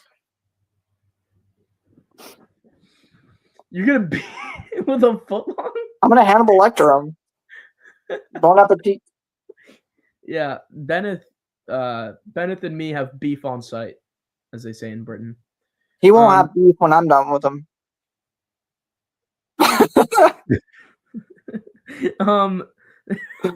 What about Apt, the demon dude? Oh, for a second I thought Splendid App. I'm like, wait, we're not talking Star Wars.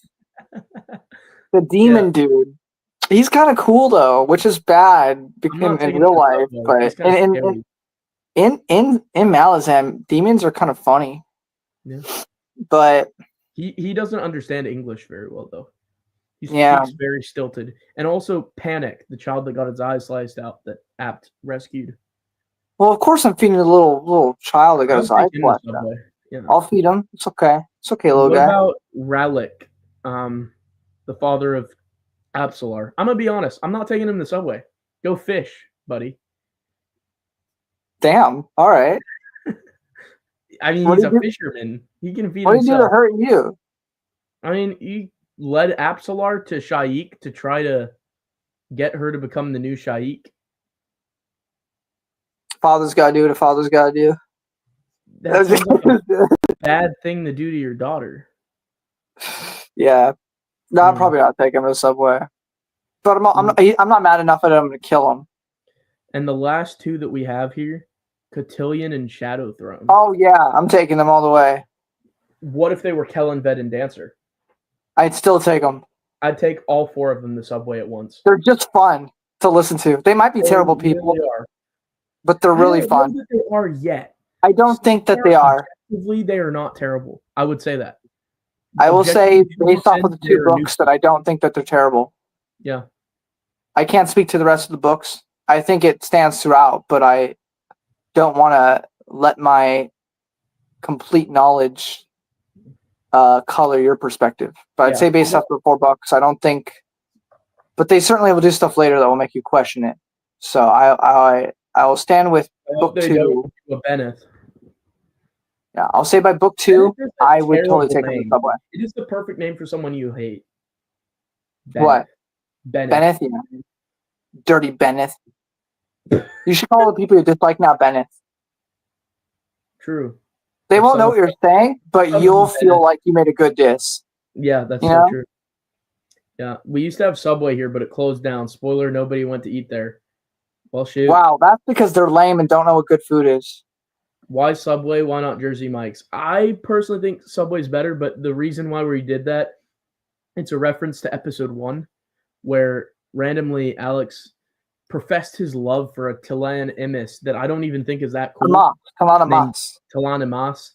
He makes this gesture of love for one that I don't even think is that cool. Named Tool. Tool's amazing. You'll see. You're reading book 3. Just you wait. Just you wait. And so he said he'll take him to Subway. So yeah, shoot. I will. You're going to be saying that next episode. I'll tell you what. I don't know any Mikes from Jersey. Mike Wazowski. Me neither. Yeah, who's Jersey? Who's Mike? And why should I go to Jersey to meet him? I don't got money for that. Sopranos green text about that. Those who want I know Topper will like that. Give respect. And those who want to walk the chain of dogs will walk the chain of dogs. Mog. Oh, like this.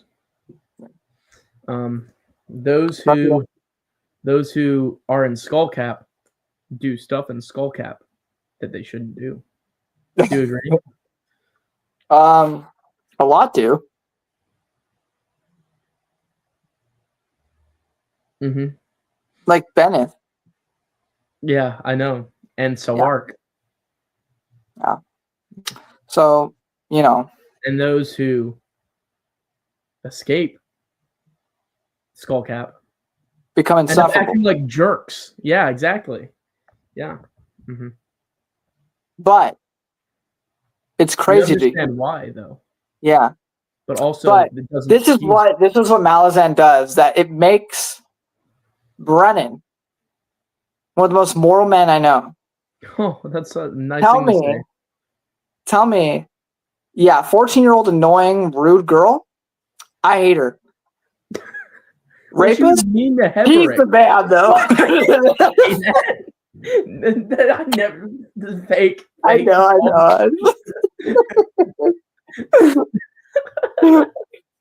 No, but this book does twist with your morals. It does twist what you would tip, because it's so easy to be black and white until you're in a situation like that. I feel like describing this, people who watch this who haven't read Malazan are going to be like, "Oh, well, it's so black and white. How are you saying this stuff?" I'm losing respect for you guys right now. But the way it's written, it makes you question so much. Like it makes you question. It's also just on the deeper themes of redemption, morality, and again, this is a running theme throughout the 10-book series, but compassion. For many people in real life, that simple act, doing it once, and I'll say I'm guilty of this. If I find out tomorrow that somebody close to me raped even just one person 2 years ago, and they haven't done that since, they're dead to me. Yeah, 100%. That's my line that I cross. That's the line I cross. People for way less. But somebody spends their entire life for the next 60 years atoning. Who am I to throw stones and be like, well, you just don't deserve redemption? If they're truly trying to atone for it, who am I? And not to even say that's what Bowden was doing, but at the same time, it's it's a lot more nuanced than just oh, he's a bad guy. Bowden's not a bad guy. He cares about Fellison. Yeah. I would say that as well. I think he cares he cared about her, but also used her. But yes, yeah. He didn't have to do that to prove his point, is my point. There was no need in any circumstance for him to insert himself anywhere in order to prove his point. He proved his point beforehand and then proceeded to do that. It was unnecessary. You're right. That's my point. That was a power move to be like, I'm better than you. Purely and utterly. You're right. But also, I feel like it hurt him to see her hurting. I would agree if he didn't fall through with that. You know what I'm saying? Maybe afterwards he felt bad, but in the acts he certainly didn't. He sacrificed himself for her. Is that not? Sure, that's what I'm saying. Afterwards he might have felt bad about it and felt bad for her. Even before the scene at the beach, he cares about her. No, she's always picking at him, and he seems to flinch at it. That's what I'm saying. I agree the complexity of that. It's just in that moment there's no way to justify the decision to do that. Absolutely. He did that because he was upset and angry. I wasn't trying to justify it as well. No, I know you're not. I'm just saying it's so easy to be like, okay, but he's such a good guy. But it also has to be remembered of such a heinous thing he did there. Absolutely. But again, it's she tried to kill him and he was upset and angry. He did try to kill him. But also she's a 14-year-old girl. You don't have to, you could just leave the tent. You don't have to do that. 14-year-old girl who now commands an army. True. Yeah, that's another thing. She's now this goddess. Yeah. So, it's a wild arc. I did not see that. She's kind of reborn then. I thought that Absolar was going to become Shaik because that was the red herring. That was something they were definitely teasing. Wandering in the desert. Yeah. Oh man, so interesting. See, and now that you have all these thoughts, when you have free time or when you're driving somewhere, you got to listen to all those things I send you because it just gets your mind buzzing. It makes you love it even more. Yeah, I've listened to several of the ones that you sent now. With AP Canavan? No, not those ones. Yeah. I listened to some of the reviews that you sent. A long time ago. I finally made my way over. Okay, well, since we're kind of near the end here, I don't know how far, I imagine not very far yet into Memories of Ice we got, but what are some of your predictions? I am 2 pages in. Okay, so what are your predictions for Memories of Ice without any context? You could be super on the mark or super wrong. Memories of Ice. Whiskey Jack at some point is going to get mad that Duker has planned him being an outlaw from Lacine. He's going to feel betrayed and have a fight with him. A falling out with him. Well, remember that Memories of Ice is happening at the same time as... towards the latter half. It's happening at approximately the same time, and they're on different continents. So my point is that Duker's not going to show up in the next book. That will happen by the Bone Hunters. There's going to be a falling out because there's going to be some betrayal. So in this book, there's some Penny and Seer or something. They're rising. Penny and Seer. It's a religious cult faction. Okay, so they're going to be dangerous and not great. They're going to kill Trots at some point. Um, what else is going to happen? Animander and Whiskey Jack are going to interact, and it's going to be epic. Caladan and we're going to see Kaladin more of Brood. Kaladin Brood. We're going to see more of You Kaladin would Brood, definitely see more Kaladin Brood. and also his assistant that begins with a K. I can't Corlot. remember. Corlot. That sounds like Hairlot and Callum had a child for no reason. I don't think we're going to see anything really happen with Tattersail in this book. No, you will. I don't think there's gonna. I don't think there will be much. I don't think it's gonna. It could be like a cameo, or like a little bit more than that. But I don't think she's gonna be a main character. She's not gonna be a main piece on the chessboard. All right. This will be interesting for you to watch. I think that Quick Ben is gonna FaceTime Callum. I don't know why. I mean, but I think that's gonna happen. Did you already see that? No, that's totally a genuine prediction. Yeah. Okay. I didn't see the other half of it in Deadhouse Gates. What? I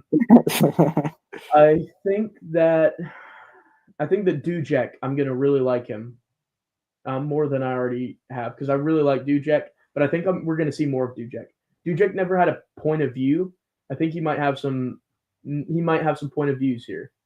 Tayshrin, I'm gonna despise in this book. I think he's gonna be plotting and fiendish and all that. I think that I'm gonna continue to really like Hedge and Mallet. I think they might have a chance to be in a bigger role. What about Gano? Than they have been before.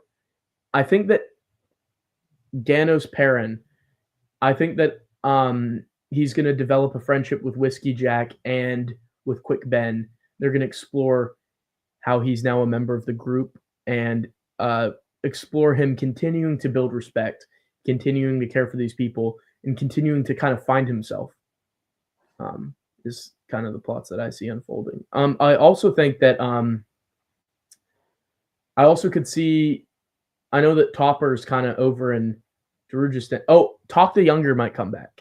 Maybe. I don't know. I don't think Talk the Younger's dead. I don't know if he'll come back now, but he's definitely coming back. Also, Topper is in Mala's Isle off of Quam Valley at the end. That's pretty far away from. That's pretty far away from Genabacchus. Yeah, at the end of Deadhouse. So I wouldn't be surprised if his influence is felt in Genabacchus. Oh, before I completely forgot to ask you, because I don't think you went super in depth about it. How'd you feel about the whole Lacine bit at the end? Oh yeah, the Lacine bit was dope. It was. Do you think she's lying? Or do you think she's telling the truth? I think that she's telling the truth. I also think that Callum is still going to want to kill her, and he was just being nice and realized that he couldn't because there was a corpse there already. It also showed Lacine's power. Even Topper was fooled. I'm scared for Manala because Lacine now knows who Manala is and knows that Manala matters to Callum. So I fear for her, I guess, as well. But it's really cool that this entire the scene with Callum just taking down all the claw is amazing. Yeah. That is an amazing scene. Also, I was sure that Topper was going to kill Pearl for failing, but he didn't. That's so interesting. So Pearl's going to stick around. But I want to say, isn't that like crazy that now to think about Guardians of the Moon, they became these outlaws, these traitors, but in reality, that's entirely what Lacine wants. No, just so the Animator Rake and all of them will work together. That was the twist. To feed a bigger threat. That was such a twist. That this whole book was set up as let's kill the Empress, and then it's not at all. That was the Emperor. That's like the Emperor preparing for the Yuzon Vong. Yeah. Or also, when Lacine talks, it's also like, oh, maybe she isn't just this evil villain mastermind. I still think she's evil and a mastermind. Because but there's more layers to her, though. And Dancer. Now, she's definitely smart. I think she's intelligent, which I didn't know she was before. I guess we could insinuate that she was and that she orchestrated the downfall of the Emperor, but I didn't really think she was that smart. Now I think she is smart, but I don't necessarily like her or find her justified. She tried to justify herself. I don't really buy it. No, that's valid. It's a power grab is what it was, no matter how you justify it. Your overthrowing was just for you. You made it seem like it was for other people. But also what we know now that Caliban and Dancer are now, shout out to Mona Cotillion, that regardless of Lacine's wants, they didn't really care because their goal was always to do something bigger than be in charge. Yeah. It's interesting. So I enjoyed that interaction, but more than that interaction, I enjoyed Callum getting there. Him killing that was a lot of fun. Was super dope. Even though I didn't really visualize it, still like knowing what Callum was doing. Dagger stuff. Okay, what's funny is I started visualizing. So in my head, I don't know if I've said this before. I visualize extremely well. I see it all happen. You got a great imagination. So I started accidentally picturing the streets of Darujistan, like down to I pictured a specific cobblestone, a specific brick, a specific lighting, a specific kind of light on the streets, a specific kind of building, some of which he was describing, but it's mostly my imagination filling it in. It definitely felt more like a port town. Street. Yeah, I started picturing that exact Darujistan street, though, for where Callum was fighting. But yeah, it feels like a port town, the salt spraying around, the water, all that. But I started picturing Darujistan. Actually, I know you're not much of a video gamer. Yeah. But there's Elder Scrolls 4 I've heard the name Elder Oblivion. Scrolls. There's the Imperial City. There's this docking portion of it, and that's kind of what I saw. Okay, cool. But obviously, only somebody who's played that would know what I'm talking about. Subway's got no hands compared to a Greek restaurant of some kind. Probably, but when would I ever have the money to go to Greece? So one day, me and Alex are going to go to Greece, and play disc golf because my friend group will want to go and play disc golf. So we're going to disc golf, and Alex will be walking beside me and telling me about the newest book he's reading, Book of the Long Sun, and I will be telling him a lot of stuff about it. That's 2028, everybody. I don't know what this is referring to. The stand-in for Joan of Arc. Fellison. Fellison? I can see it. I guess see it a little maybe. bit. But I feel like Fellison's not as justified as Joan of Arc. Fellison's Rose is the hater. 14-year-old poor girl. Okay, I feel super bad for Fellison. Obviously. You sympathize, you don't empathize. I do empathize. I really do. But I also think that her becoming Shaik is for no one but herself. Sure. Hebert told her not to do it because Hebert cares about her, and she ignored him because she knows what's best for her.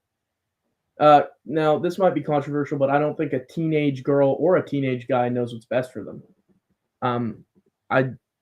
You're still an idiot. You're still an idiot until you're like. I'm still an idiot. I'm 24.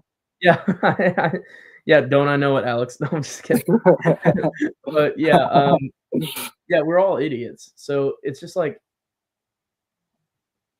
do you know what's best for you in becoming Shaik? Maybe you should listen to Heberick. He has your best intentions at heart. So yeah. That's Deadhouse Gates. I think this was the authoritative Deadhouse Gates review. Obviously, I mean it's the two of us. And we talked about Subway. Subway. We're gonna run this joke into the ground. The God is not willing review. Which of these gods are you gonna take to Subway, Alex? I mean, listen, we're so much better than 10 Very Big Books podcast. Shameless plug for that series. If you're struggling with the books, read those or listen to those on your way to work, chapter by chapter. It will help you appreciate it more. We are definitely better than AP Canavan, A Critical Dragon on YouTube, and Philip Chase, both of which you have discussed all 9 of these books. We're not trying to start beef, guys. I mean, I'm not trying to start beef. I'm just saying objective fact that we're on my channel. Yeah. On my channel, Alex is starting beefs. Yeah, listen. I just say it as it is, yeah? Yeah. You just say it how you see it. Exactly. But you know what's amazing about AP Canavan is that he's, for books 9 and 10, almost, I think, all the Path to Ascendancy books and all of the Carconis books, he's giving a thank you for his contributions as a proofreader for every single work. Yeah. Yo, you're a book reviewer who's so good that they have you check out their manuscripts for the new ones. That's so cool. Yeah. So, and I think for the one of the Botulinum Corporal Brooch. Well, I mean, it's not that amazing because you already said earlier in the podcast that you've already read book 3 of Carcanus because you and Steven are just tight. That's what I said. I'm better than AP Canavan. What can I say? I have the unfinished copy. You have you didn't just corrupt the file, but you have the original Deadhouse Gates book. Yeah. You're just hiding it. Well, we wouldn't have had Deadhouse Gates. It would have been Memories of Ice. It was supposed to be Guardians of the Moon, Memories of Ice, but then the file got corrupted. He didn't feel like restarting all of it, so he just started an entirely new story that just happened to time. Why are you going away from the camera?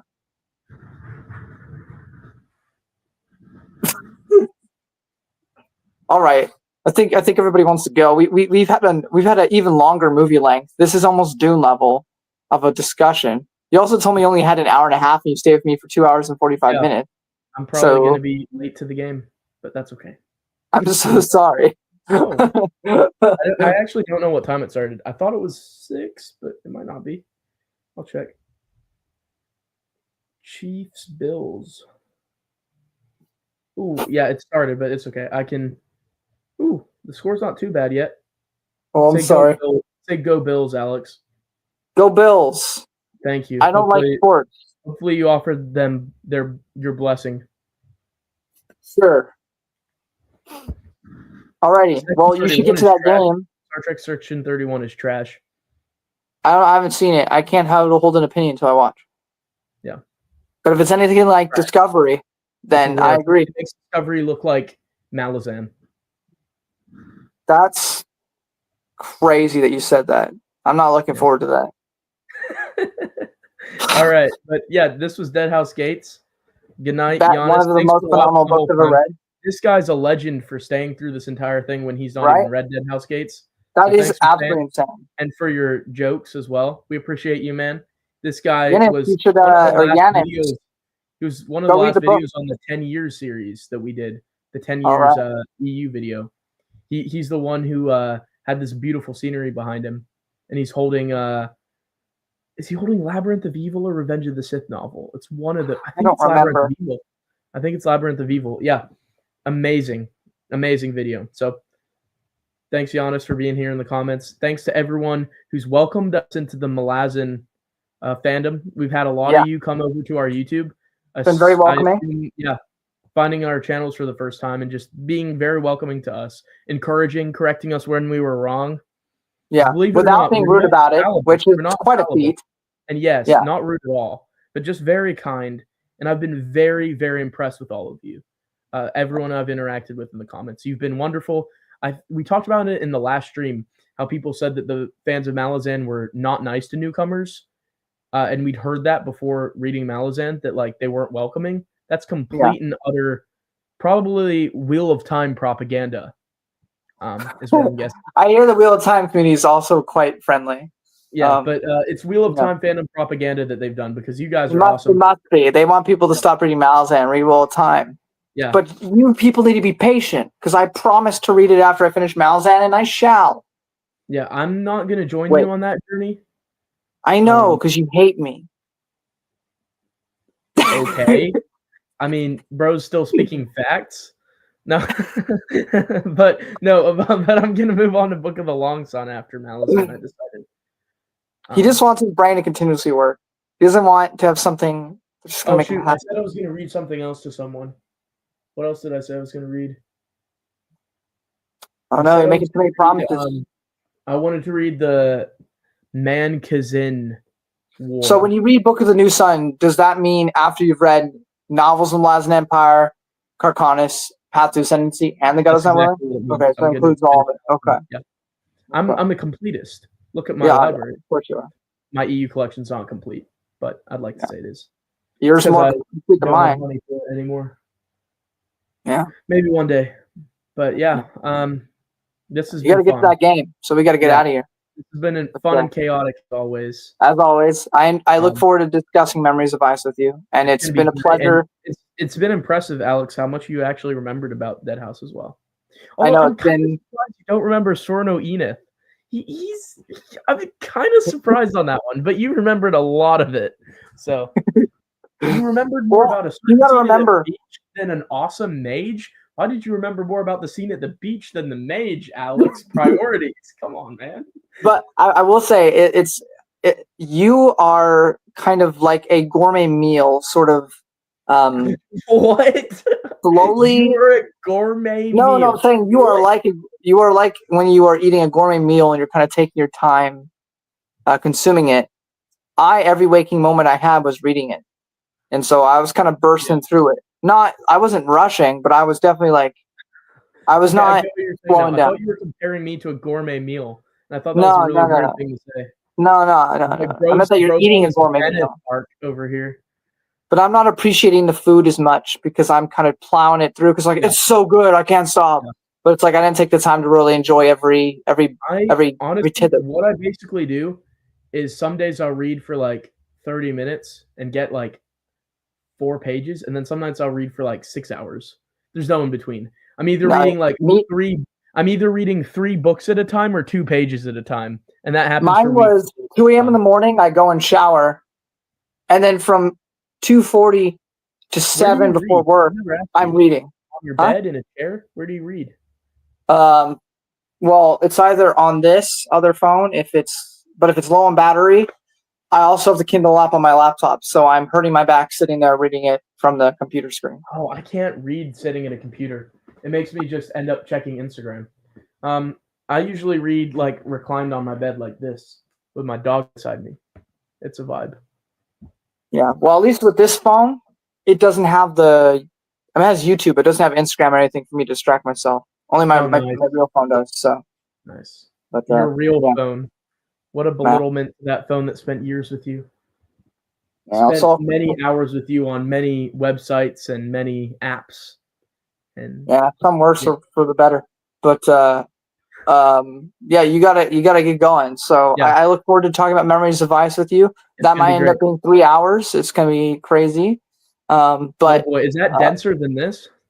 yeah, How? I'm telling you, you might want to take my suggestion of slicing it in two because Yeah. it gets a lot as the series goes on. But yeah. Anyway, I One thing that I haven't mentioned a lot, this feels more linear to me than Gardens. Gardens jumped around it, more. you Even said though that in this your jumps review. around, it still feels pretty linear. Does that make Yeah, sense? yeah, it definitely flowed better. I think Yeah. honestly, I think it's a better introduction to the world. Outside of you'd be confused about Caleb and And Fiddler that's interesting than because Marcel Gardens. read Deadhouse before Gardens. Yeah, That is interesting. it doesn't require much knowledge of the first one. You can't read three without reading one, but two is pretty standalone until, of course, four and the rest. But The best, um, I will end with this and anger any Malazan fans watching. The best place to start, and I'm going to end the stream as I say it. The best place to start, the Malazan Book of the Fallen. The first book you should read is Knight of Knives.